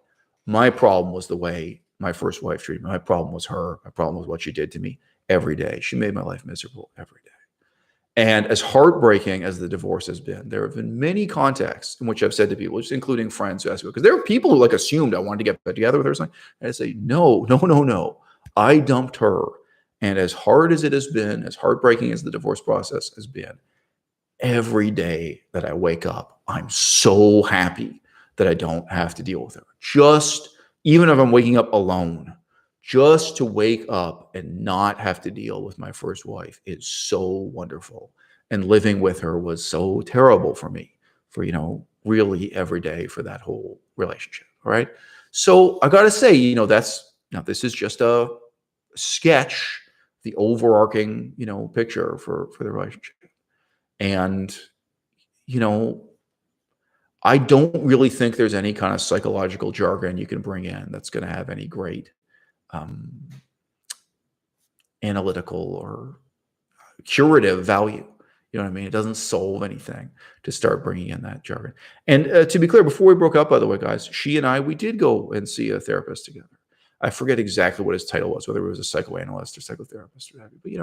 But we did try doing that stuff, and it was just as useless as everyone knows it is. So we gave it the old college try. Okay, so coming to the end of the story rapidly, these are very memorable years for me. So I met my wife face-to-face after having email contact before that, February 18th, 2008. We were in Asia together. We moved to Europe together, I believe, in March 23rd of 2009. We're then back and forth between England and France until we moved to Cambodia in 2010. All right. We then returned to Canada, interestingly, via Taiwan. So we had 2.5 months together in Taiwan in the year 2011. Again, very memorable. And then we returned to Canada June 27th, 2011. So now 10 years ago, where she takes up work as a university professor and where I unexpectedly become a university student again. So there are many reasons that are already obvious to you all for the divorce, but one of the most obvious that people keep overlooking is this. In 2011, when I made the commitment to move to Canada with her, when we made the decision, okay, we're going to stop this life we're living in Asia and go move to Canada, she committed that I would be able to return to university. I would be able to get my own PhD. I'd be allowed to catch up with her, in effect. And we talked through in detail what that would mean. It was going to mean that for significant periods of time, we were not in the same city. So just imagine, Canada's a really big country. So if my ex-wife was a professor in Regina, Saskatchewan, the capital city of Saskatchewan, it might be that I would have to go for my own master's degree or PhD to one of the nearest adjacent cities like Saskatoon or Edmonton, Alberta, or Calgary, Alberta. So those are the closest cities to Regina, but they're still really far. I just bet Canada, it's spread out, you know what I mean? And one of the crucial reasons for the marriage ultimately failing is that, my wife broke all of her promises on that. There were a lot of ways in which she just never really let my career and my education become the priority that it needed to be in those years, 2011, 2012, 2013, that we needed to start making decisions that put me first. Whereas up until now, I've been moving all around the world for her, and I've moved to Saskatchewan for her. It was like, well, now I'm at a crossroads in my own career for what I'm going to do, and I've got to catch up, and I've got to have a career too. I've got to get my own education and so on. And she was very selfish. She was very self-centered. She was very mean and petty. And the more, palpable human side to that was, she said, and, I can sympathize, but it's really not reasonable. She said that she loved me so much and she needed me to be in the same apartment with her and wake up in the same bed with her every day. And she could not stand to have me, going back and forth to another city that was a couple hours away because I had to get a master's degree or a PhD that I couldn't do this.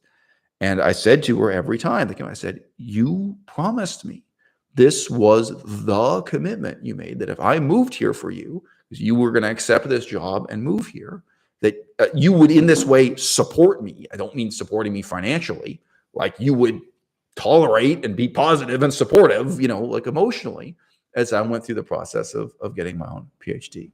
And she reneged on that. She absolutely could not do that. So look, my ex-wife had conflict with her boss on that job. Funny and interesting story, frankly, but not one that we really need to tell. So quite soon after she started working as a university professor in Regina, Saskatchewan, she was looking for the exit switch. She was looking to quit that job and move on and do something else. She also felt, understandably, that the window of opportunity for a baby was limited, just as the years go by, biologically for a woman. So the plan shaped up. I'm leaving out a lot of drama that was really harrowing for me, as I hit a terrible personal low in this period. My own life was just really, really terrible. And again, really, my problem was how my ex-wife treated me. But the plan came together for her to quit her job, get pregnant, have a baby, and then relocate to a new city and move on to a new chapter in life. And there were some ways in which that was a good plan. I just mentioned in terms of when you get pregnant and when you quit the job, there were some clever things. You're going to be pregnant for 9 months, and things were nicely timed up. And I've got to tell you something. We sat down with like a blank sheet of paper, and we talked about moving to and giving birth in an amazing list of cities all around the world. But just to give one example, we seriously talked about having my daughter born in Mexico. Just to mention an example, and of doing a couple of years of her life in Mexico. But obviously talked about Thailand and everything else. And I think we would have been much better off in Thailand than where we ended up, but maybe I'm wrong. But we really talked through an amazing array of possible strategies. So like, okay, if you're unhappy with your job and you're going to quit and you want to have a baby simultaneously, there aren't just 2 ways we can do this. There were 100 ways we could do this. And we talked through, and I did all this research. There's a lot of Google searching involved.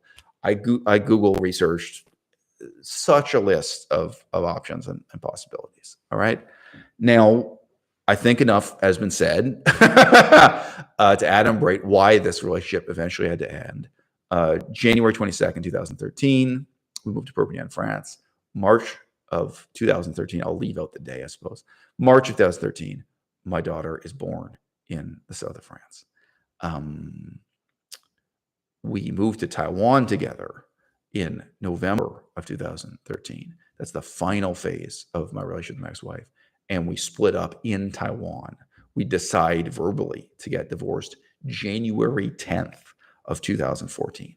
So the relationship went from February of 2008 to January 10th of 2014. And she got on an airplane and left with my daughter January 14th of 2014. Okay. So early in this video, I explained that what I know today, thanks to the bluntness of my lawyer, is that basically under the French legal system, as soon as we got divorced, I could not win. Absolutely nothing positive could come out of the divorce process. That's true. And if I had known that at the beginning, that would simplify things. She and I did talk in the beginning. We did have a kind of cooperative strategy. So I did not expect, and there was no reason to expect, that at the end of the relationship, we just kind of slam the door and never talk again or something, or slam the door and I'd never see my daughter again. That wasn't what I expected at all. I thought she'd have a short period of time kind of recovering emotionally just from the actual separation. But then we'd start talking and it would be a bunch of, again, we talked about this stuff before we split up, including on the day where we went to the airport. I mean, I was positive and encouraging and cooperative for her right up to the end. Right, I helped her pack and I carried her suitcases and went to the airport, and you're on the train talking and stuff. All that time going to the airport and helping her go. And obviously in the days before that, you're talking about where you're going to move and what you're going to do and stuff. And, again, my attitude was, okay, well, that's, like if you're going to move to New York, I'll move to Montreal or something like that. So that's across the border from New York, and, we can co-parent and I can support you in this sense, but, I won't be too close. You won't see me sometime when you don't want to see me, but I can come over every second weekend or whatever's appropriate. Well, it's once a month or whatever you want. And, then if and when you have a problem, if you need me suddenly, I'll be able to quickly come. Or it can be Victoria and Seattle or Vancouver and Seattle or something. This was talked about before we split up. And, obviously if she was going to be in Europe, it'd be different. But she didn't want to live it. I mean, she was not planning to live in France or Germany at that time. But I was generally just positively and encouragingly, disposed towards whatever it was she wanted to do in life. And the other attitude I could have had was that I needed to make my own career in education my top priority, which is what we needed back in 2011, as mentioned. That was a problem throughout. Well, I'm just being honest with you. It wasn't a problem throughout the whole relationship. It wasn't. It was a problem from 2011 until the end of the relationship. Like, it was a problem for the last phase of the relationship of saying, look, I keep being made priority number 5 or number 10 here. Like, what matters to me is the lowest priority. And I'm married to someone who's incredibly self-centered and self-serving and selfish. And it's not just ruining my life short-term, because it is. Short-term, it's making every day of my life miserable, but it's ruining my life long-term. So I could have come out of that with a sort of resolute sense of, I need to do what's best for me long-term like never before. But honestly, I didn't. I loved my daughter. I still love my daughter. And I was certainly comfortable seeing my daughter my top priority. You know what I mean? Like, that was totally reasonable to me. And in terms of the legal situation, we talked about it. I mean, she and I talked about it before we split up. And at the time we split up, you know what I mean? What made sense was for us to be 100% cooperative. It was just like, look, however many thousands of dollars we've got, why spend them on lawyers? There is no point. Like, again, we don't own a business together. We don't own a car together. There's nothing to split up. Like, let's just talk to each other and cooperate and, and get divorced. Like, I do want to legally get divorced, but have a collegial divorce. And then, like, let's not have a lawyer force us to have joint custody. Let's just actually positively co-parent. And, you get on with your life. And I don't know. And again, I am not a person who feels jealousy. If I'm so happy that she's sleeping with someone else. I'm so happy that she's in love with someone else. If she gets married to someone else, I'm so happy I am just not, it's not my problem. I don't have any problem. I'm not a controlling person. I'm not a jealous person. It's just like, great, you do something positive in your life. I'm going to do something positive in my life, and let's co-parent. I was not just willing to make co-parenting my top priority. I was eager to do so, but instead I found myself put into this surreal position where, after a long period of silence, where again, all my emails at that time, I'm writing to my ex-wife saying, look, we have to cooperate. You have to think positively about the future. Like, you have to think about this stuff positively. Think about our daughter. Like, we have to work out whatever the co-parenting is going to be. Or like, we have to work out we have to cooperatively get divorced or something. There was this long period of silence. And then suddenly all of the skullduggery that had gone on behind my back was revealed. So in fact, my ex-wife hadn't just been conspiring with lawyers. She had been conspiring with my own parents behind my back. And she had been trying to put together this dossier that said all these terrible things about me. And ultimately, she got me declared missing without a trace, legally dead, and carried out legal procedures against me where I wasn't represented. Now, at the time, that felt terrible, in part because I thought I was being cut off from my daughter, right? What I know now is the French legal system is such nonsense that I would have been cut off from my daughter anyway. That all this crap my ex-wife did, it made no difference. And she didn't just gather legal documents from my parents. Like, she had photographs of my parents and my parents meeting with her. She did all this stuff to make it seem like I'm some kind of psycho. And I just say it's not convincing. You go, it's just BS. It's just nonsense. She got in touch with my former employers, my former bosses, and like interviewed them. I don't know if they managed to make it sound more menacing, translating into French.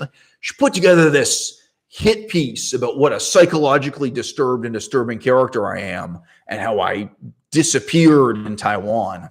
She paid a private investigator in Taiwan to investigate how I had disappeared during a period of time when I can prove, and my lawyer can prove in court, she had constant email contact with me. She like quoted one email out of context where I just say like, I'm unhappy and I'm happy because I'm thinking about seeing my daughter again. My heart's going to be to see my daughter again. And like, she quoted one other email out of context, like, you know, where we've been having a fight. Honestly, these emails aren't even rude. I'm not ashamed of what I said in these emails. I'm really not. A lot of them are really well written. To be honest, I have very well written emails. Next one, but it was like, you know, she quoted one email in context, like, look, I'm not going to talk to you about this again. And like presents this like, oh, you see, like she received these emails, then he disappeared. Like, even if you read the emails before and after that, they're like all these positive emails saying, look, we need to cooperate. We need to think about the future. It's like, if you just read what was said, like the day before and the day after that, it's obvious there was an ongoing conversation. I hadn't disappeared. And like, you know, what was the meaning? Like, you have one email saying I'm unhappy. Of course I'm happy. I'm thinking about how much I miss my daughter. Like, but you know, this was like to insinuate to the court that I had committed suicide when I was in Taiwan and I disappeared without a trace, and then they can carry. Woo! So then there were a lot of other false expectations moving forward. So as I said, at the very end of the story, I've ended up having one legal team in France to deal with custody and one legal team in Canada just to deal with the divorce and custody being separate.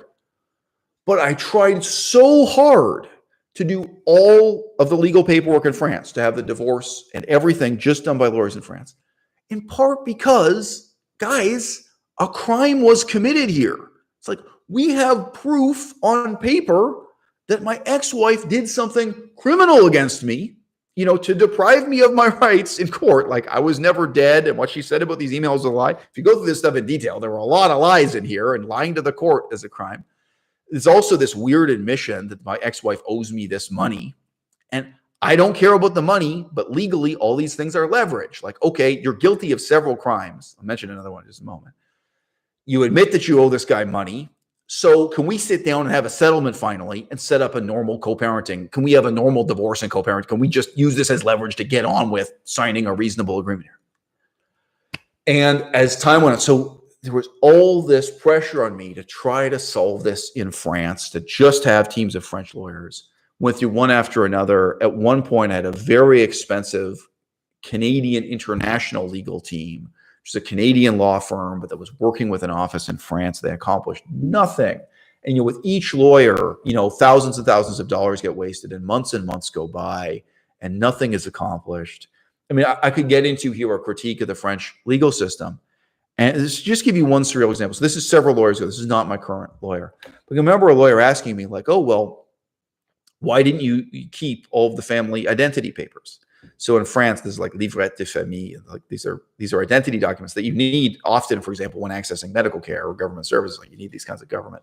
It's not a driver's license, but it's one of those government. It's like, I'm sitting there like, what kind of psychopath, when breaking up from his ex-wife, would be like, oh, and I'm keeping all the government ID documents? Like, what? That would be so crazy and abusive. What do you mean? Like, of course, I want to support her. I want her to have a good life. Of course, I'm going to let her have the government ID documents. I'm not going to try to keep that for myself. Oh, well, guess what? In the French legal system, you can't do any of this stuff. You have no rights if you don't have those documents. If you didn't hold on to, if you didn't physically, like, mess up your ex-wife's life, if you didn't mess up her life by keeping those documents, then you can't go to court. You can't do this. It's such a bad system. I mean, the French legal system, and particularly the divorce system, I learned all the ways in which it is just a hilariously awful system. So the sense of shock and sadness and betrayal when my ex-wife's kind of scheme was revealed in these legal documents. So like what she did took up a lot of time. And it included her writing to me at one point. This is evidently part of the scheme. She was writing to me saying she was going to move here. She was going to move and join me in Victoria, Canada. And she said, where do you live? And she was asking for different details. And I was like, oh, okay. And I started describing to her. And again, we still have all these emails. Email never disappears. You know what I mean? So I said, okay, well, this is the neighborhood I live in, and this is whatever. And so we have all this discussion about her allegedly possibly moving to Victoria, Canada to join me here with my daughter, which again had a big emotional impact. I'm like, okay, so you're offering to move to the same city so we can co-parent. Okay, well, that's positive, right?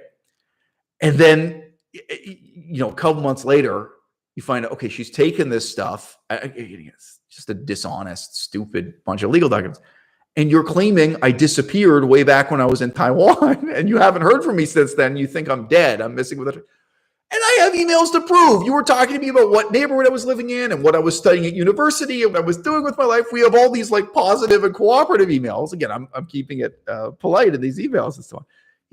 And instead you're going to present to the court. Like, again, the word even bad. It's like, oh, you have one quote from me in one email saying that I'm feeling sad, and one saying like, hey, don't talk to me like that after she said something hurtful to me, like, it's, and if you can't represent yourself in court, if you've been declared missing without a trace, you don't have a lawyer there and you're not there. If I had been there, I could open up my laptop and like, well, look, Your Honor, look, you want to read the rest of the email conversation? What are you talking about? Whoa. The impact at the time was the sense that, oh, something better was possible. I could have been part of my daughter's life. If only my ex-wife hadn't done this to me legally. If only this, if only that. I was like, oh God, something better is possible. But what I know now is nothing better was ever possible, because the French legal system has always been broken and is broken. And it is this broken for each and every man who gets a divorce in France. If you do not have positive voluntary cooperation from the woman in France, if you don't have an amiable divorce, the French divorce system is broken. So just two of the crimes that exist on paper. I just want to mention this real briefly. In France, for my ex-wife to have sex with another man and get pregnant with another man's baby and give birth to another man's baby while she is legally married to me is a crime. Now, that may sound old-fashioned, but it makes sense because the government is trying to avoid exactly these situations. Now, also legally, if she has sex with another man and gives birth to another man's child while she is legally married to me, it is presumed to be my child, right? So that's their legal system. So it's like, okay, so look, so a crime has been committed here. I'm not jealous. I'm not angry. But again, so can we use this as leverage in court to say, look, we need to settle this case. This is ridiculous. They've already been separated for 5, 6, 7 years. They're living separate lives. She's giving birth to another man's child. Like, give this guy his divorce. Give him his rights of custody and visitation. Like, can't we? And it's a crime, right, on paper. The lies that were told in those legal documents are crimes, right? This is a type of procedural fraud. But what I found out is, and again, my current lawyer is very honest. She's like, yes, you're correct. These are crimes. This is fraud. And you have all the evidence. There's no matter of opinion. You have exact dates for all the emails. You can prove everything. You can show exactly what was said in the earlier court documents. None of that stuff can be changed. But guess what? In the French legal system, there is no justice for anyone. Nobody cares. Nothing's going to change. And so, the fraud, the dishonesty, the misconduct, the backstabbing, the scheming, during a time when I really depended on my parents, not so much for money, but for advice and encouragement. After I'd broken up with my wife and I was trying to start a new life, I was trying to decide what that new life should be. I could do anything, but I decided not to go back to Laos, or not to go back to Thailand, or not to work on Laotian as a language, and not to work on Cree or Ojibwe's language. I had a lot of big decisions to make with long-term implications. I really relied on my parents to have someone in my corner to talk to about like questions like, what should I be studying at university? That really mattered to me during that time. My parents were behind my back, conniving with and plotting with my own ex-wife against me. And they were meeting up with her in secret and meeting my daughter in secret. And they were lying about it. They concealed it from me. And they were. My father was a very stupid, very crazy guy. And I was wondering why he said some things. He said, well, he was saying those things because he was on her side. And, my ex-wife is a very bad liar. My mother also is not very good at lying, I must say. I don't even think my ex-wife really lied to my parents. Like, I don't think she really sold them some kind of complex parallel reality. I think my parents just made up in their own minds what they wanted to believe. And I've seen them do that at many different points in their life. Like, I don't really blame my ex-wife for this. I really blame my parents. But devastating, emotionally devastating to see that. And I've said to my own parents many times, I didn't see my daughter for 2 years because of you. If you had just done the right thing and stood by your own son, and we had gone through a normal divorce and custody procedure in these 2 years, if you had just been honest with me instead of conspiring against my own ex-wife against me, I would have seen my daughter in these 2 years. Or even if you allow 1 year for lawyers and paperwork, it would have been 1 year I got to see my daughter or something, that had these terrible long-term consequences. So there's been a lot of sorrow for me to carry. But that sorrow largely exists because of and arises from and begins and ends with this idea of the possibility that there could have been something better. What I've learned,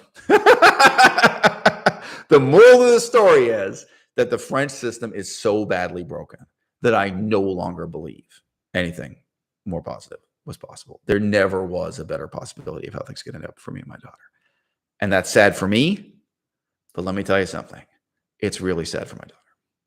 We saw my daughter 4 times in 2 years, and that was thanks to a writ of mandamus, a court decision, a very peculiar court decision, not a divorce settlement, not a separation agreement, this bizarre writ we got from a court when I was declared not to be dead and not to be missing. So we got 4 trips in 2 years where we saw my daughter for just a few days on each trip. Huge amount of money, huge amount of time, had a huge impact on my life. Yeah, we're stopping this story. We're not going all the way to the present day, but this had a huge impact on what I was doing with my studies, my life, my career, and of course my YouTube channel, right? And even just seeing her 4 times in 2 years, basically spaced out every 6 months, we had a big positive impact on her life. For her to spend those vacations with us was really important. And, I got the funniest email imaginable from my ex-wife after one of those trips. I think maybe it was the second trip, I forget, where she came back. She said, well, our daughter has come back to me and now she wants to be vegan. And she's talking about how she wants to eat broccoli and all this stuff. She was blaming it on me. She had all these complaints, as if I'd programmed my other stuff. And I said to her, look, you have to understand, our daughter, she's a very strong-willed kid, our daughter. So look, she has a mind of her own. I didn't tell her any of this stuff. This is really what you're reporting to me. This is her. She's making this stuff up. This is her own initiative. We didn't program her to be vegan or something, but we had discussions with her about veganism. We had discussions with her about Christianity and Judaism, history, and Socrates. So you guys know we challenged Socrates with Socmas. We played video games with her. We went swimming in the ocean. We did tourist stuff. But I've got to tell you, for those 2 years where we just got to see her 4 times in 2 years, we were a very meaningful part of her life that had a really big impact. And yes, it is very sad for me that the French legal system has made it impossible, no matter how much money I spent or no matter how much money my mother spends, it has made it impossible for me to be a part of her life. But it's really sad for my daughter, And in terms of my ex-wife's motivations, something I've often said when I talk to other parents, not even single parents, when I talk to other married parents, a lot of time it's like, can't you just imagine you're in her position. Even if you have some kind of grudge against your ex-husband, wouldn't you like to take a vacation once in a while? Wouldn't you like to leave your kid for a few days with your ex-husband so you can just have a few days off? Wouldn't you rather cooperate with your ex-husband if it's someone like me who's really positively motivated and really wants to be a father and really a moral, upstanding person? I get it. The morality can bore some people, but I'm someone who drinks 0 alcohol, does 0 drugs, is really committed to a life of sobriety and hard work and intellectual endeavor and charity and politics and a positive. I've got all this kind of positive love and influence to give and share, and I want to do it. It's and you are telling me you're shutting that guy down. And, if my ex-wife allowed me to just take care of my daughter for 1 month a year, that would give my ex-wife 1 month in which she could do her own research. She could pursue her own career. She could go on vacation, sure. But if her PhD is worth anything to her, she can write a book. You can take 1 month and write an article or write a book. I mean, if I were taking care of my daughter for just 1 month a year, that would be such a benefit to my ex-wife as well as being such a benefit to my daughter. So yes, it's sad for me, but it is not sad for me only. Junebug asks, what chapter is this now, or are we just at the blurb? Well, guys, from my perspective, the topic of this video is now over. We've come to the conclusion. Thank you all for being here. I don't think there are any questions here. I'm just scrolling through. I don't think there's anything I've got to jump back to ask. I totally understand, but that some people are interested in learning languages, and some people are interested in talking about veganism. Oh, okay, sorry. So here's a question. I just mentioned this briefly because this is still a factor in my life. So I'm a Canadian, but I'm in love with an American. So someone asked, what was your reason for not wanting to live in New York if your ex-wife and child were there? Well, sorry, if you guys don't know, the bus between Montreal and New York is pretty quick. So I said I'd be at somewhere like Montreal, where you can take a bus to New York pretty quickly and easily. Well, the difference between being Canadian and American really matters. The legal difference matters. I don't have the right to live in the United States of America. I don't have the right to work in the United States of America. So that is one of the big fundamental factors. And again, so I think this has been the leitmotif for the whole video. There have been many times where I was beating myself up thinking, oh, if only I can get French citizenship, if only I get French residency even. So I've applied for a lot of jobs in France. Melissa's been through this where I was applying for jobs in France. And when we were thinking, what if we move to Greece? Like if we just get permanent residency or citizenship in Greece, then we're a citizen of an EU country. Then I could see my daughter. Like there were a lot of time and energy and work went into, what if I live in France? What if I live in Europe? What if I live in Greece? What if I have legal status doing this, that thing? Whether that was as a baker, we talked about moving to Europe. I went into a lot of detail. I looked into opening a bakery in Ireland to become a permanent resident of Ireland, because Ireland is in the European Union. And we looked at all kinds of stuff in France, opening an English language school in France, starting a business in France, opening a small hotel in Greece.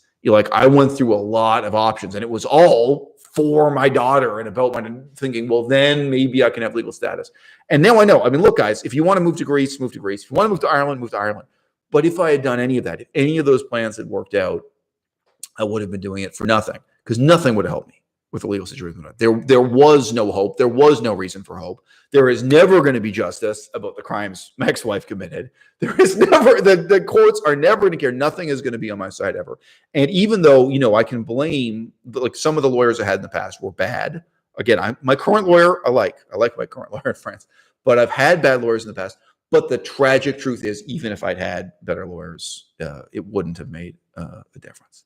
So yeah, and and look, guys, some of you know what my daughter looks like, and some don't. Yeah, she's spent so little time with me growing up. I spent the first year of her life with her when she was a small baby. I took her every day, and I haven't talked about that chapter in this video, but there was a time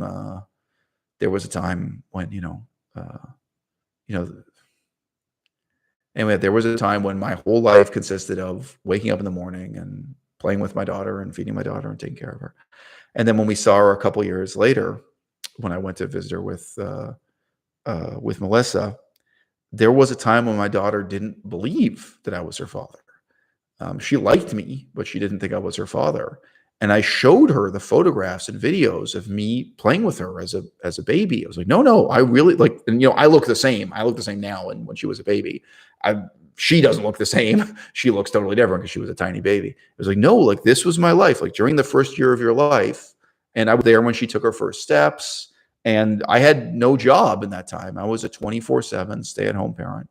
And I cleaned we had one of those plastic soft mats. You sit on the floor in pieces. We sit down these kind of marshmallow-like layer of padding on the floor. And every night I wiped, sanitize the floor with soap and water with, antibacterial stuff. And I was with her when she was playing on the mat. And I cleaned up the mat. And I rocked her to sleep. And so I had a very intense first year of her life with her. And then the legal apparatus, separated me from her. And, yeah, given that I spent so little time with her during those years, it is striking how much of her character just genetically seems to resemble me. So yeah, she does resemble the way I looked when I was a small child in terms of her hair, especially. I had big curly hair. There are ways in which she resembles me in her face, but most striking is the resemblance in character. And you know, my mom has met her, and my mother also commented that I was a very strong-willed child. And if I wasn't, by the way, I would have ended up a broken person like some of my brothers and sisters. My father had 9 kids. Ain't none of them turned out like me, guys. Not everyone was strong enough to thrive on what I had to come to in life, you know. But I was this very strong-willed, curious, pugnacious kid, but also just kind of very sure of himself and morally and so on, and feeling what's right and wrong.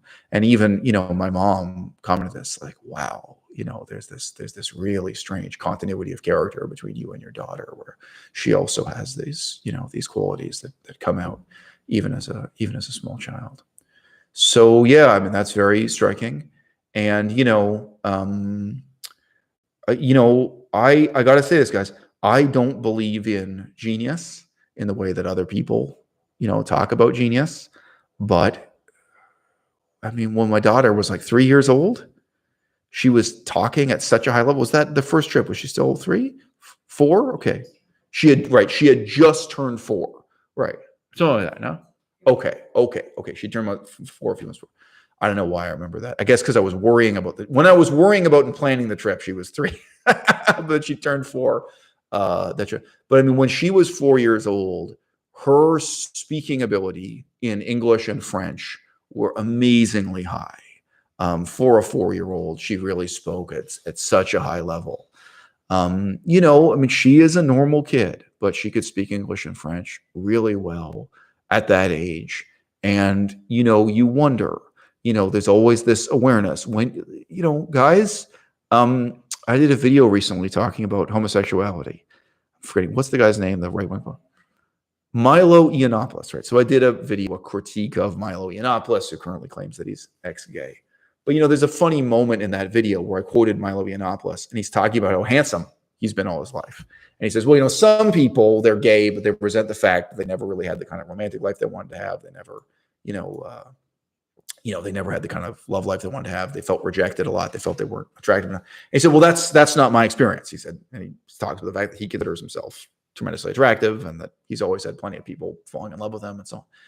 And the person interviewing him seems kind of taken aback by this lack of humility or whatever.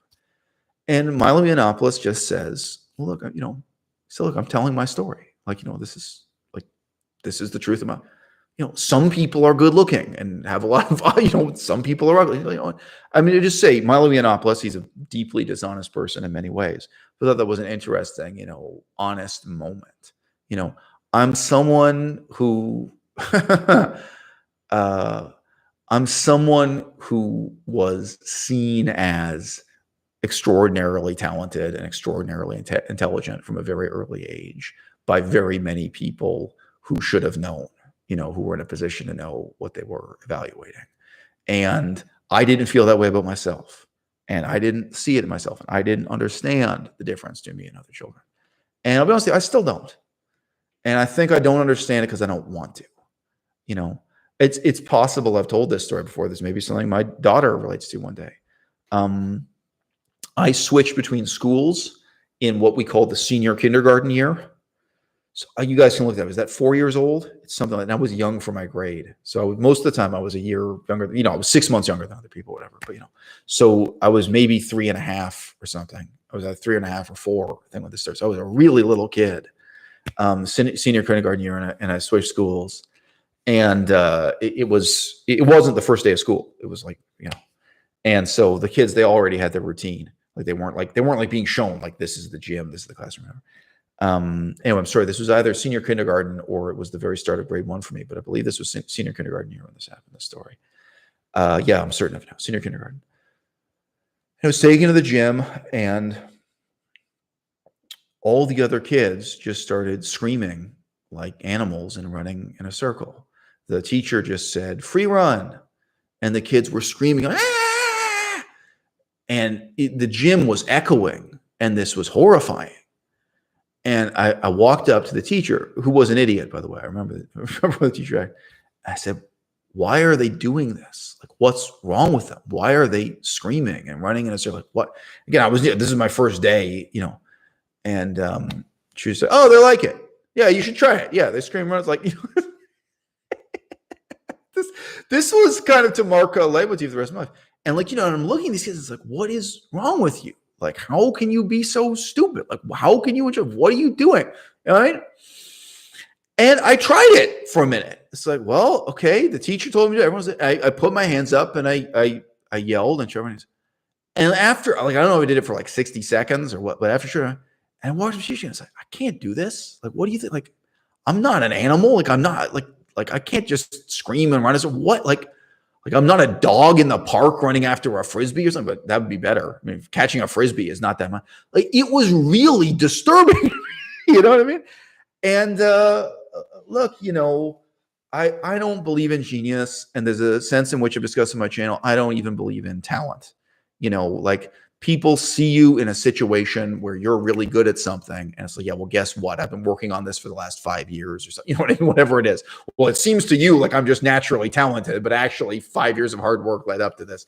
The way people perceive talent, the way people perceive genius. Look, I don't know, but I am someone who, from kindergarten through to the end of university, people were taking me aside again and again and telling me that they really thought I was a genius, that they really thought I had something special. And, I remember one professor, his way of wording it, they said it different ways, but one professor, he said to me, in every generation, there are only a few guys born like you. And what I said back to him, it's just interesting, it's what I said in that one. I smiled at him ironically, because I'll be honest, I was kind of sick of hearing it. I kind of had a scorn for people who told me that they thought I was a genius. I felt that a lot of the time for them, it was an excuse for why they were so bad at their job. Like, well, I'm not really going to help you. I'm not going to really teach you anything, but you're special. You can go teach yourself. And I kind of say back, look, I'm not flattered. I actually want you to step up and do your job. It was kind of how I felt about the situation. But this particular professor, he really meant it. I mean, and I know he didn't say it to other people. Not gonna try to tell the whole story here, but when he said that to me, my answer in the moment was to smile at him, kind of ironically, and I said to him, "Are you sure that we're so rare, or is it just that so many of us commit suicide?" And that really meant a lot to him. That answer, it was very moving for the professor. It was kind of an interesting moment for him. And, he was reflecting on his life. Now, I learned more about his story later, but he apparently was a very gifted young man who was also very suicidal during those years of his own struggle and felt nobody understood him. And, but yeah. Anyway, so yeah, I think if you're a basketball player, you have a kid and you wonder, are they going to be 6 foot or 7 foot tall like me? Are they going to be as tall as me? Are they going to be as good at basketball? Are they going to inherit some of the gifts that define my life? And sure, you wonder, with my daughter, is she going to have some of the talents that define my life? And could it be that she really has a better shot at using those talents than I had? Because in a lot of ways, I was born into uniquely disadvantageous circumstances in Toronto, having frankly insane communists for parents and being in a really terrible education system that was going through a period of really difficult transition. Just to say, if I had been born 20 years earlier in Canada, in many ways, I would have had a better education. It's an interesting thing to reflect on too. But yeah, so it was a bad political period, a bad institutional period. And, I had a lot of disadvantages in life, and I didn't really have the encouragement and the advice I needed. If some of my older brothers had not been completely worthless and had offered me advice, that could have helped me. But like a lot of you people, I just grew up playing video games and completely ignorant and with nobody to help me or advise me. When I considered things like, I considered going into studying, Latin and Greek. And I thought it was impossible for me. Now I know it would have been incredibly easy for me, and nobody ever talked me through, I didn't have someone sane and helpful to talk through studying Latin. I didn't have someone sane and helpful to talk through joining the army or any other career options. And that was covered in this video. If you go back and watch, that I talked about around the year 2001, when I was considering and actually applied for becoming a police officer, becoming a type of nurse, emergency medical technician, when a lot of different career paths were really being seriously considered and researched and even applied for. I was getting the books and studying for them and stuff, but I had no idea what to do next, because in the ways that really matter, my own family had failed me and the Canadian education system had failed me. So yeah, there's that sense of, could I help my daughter in exactly the way that I needed help as an intellectually inclined, young man? And of course, I want to be there for her emotionally and personally and in every other way. But yes, I have said to Melissa, it's just the sort of thing you're going to talk about. Look, if our daughter, my daughter refers to Melissa as her mom. She was very, very loving. She really, really loved Melissa intensely. It may be said she liked Melissa more than she liked me, actually. That's okay. I have more in common with her than Melissa does, but she really did love Melissa. And she said many times that she wanted Melissa to be her mom, and she wanted Melissa to be her real mom. And we tried to get her, said, look, that's going to hurt you. It's going to upset your own mom. It's going to upset my ex-wife. You say that. So don't say that. We thank you, but you shouldn't talk that way. We were really trying to discourage her, but she was very, very enthusiastic about Melissa as a second mother figure. There's a big connection there that mattered to both of them. But it meant a lot to my daughter. But anyway, I have said to Melissa, look, if my daughter grows up and wants to go into wrestling, we have to support her. We can't railroad her or presume that she wants to be an intellectual or wants to be involved in politics. She could become a long distance bicycle athlete, or she could become a police officer or go into the military. She could join the French Foreign Legion. I don't know if they take women. In any case, she could become, whatever. She could join the U.S. Marine Corps, whatever. We have to be prepared to love her and support her and be understanding if she wants to do something that seems totally out of character, for me, because she's not me. However, yes, it is very striking how much she had in common with me when I was a child like that, without spending time with me. It's not that she's learned from my example or from my behaviors now. It really does just seem to be genetic. It seems to be despite her upbringing, with her mother. And yeah, you really wonder when you look at your own life and I know what held me back. It's like, can I be there? Can I help this kid who maybe has some of the same talents and inclinations, to provide the encouragement and guidance that I lacked? And again, if she decides to be a wrestler, what's another good example? I don't know.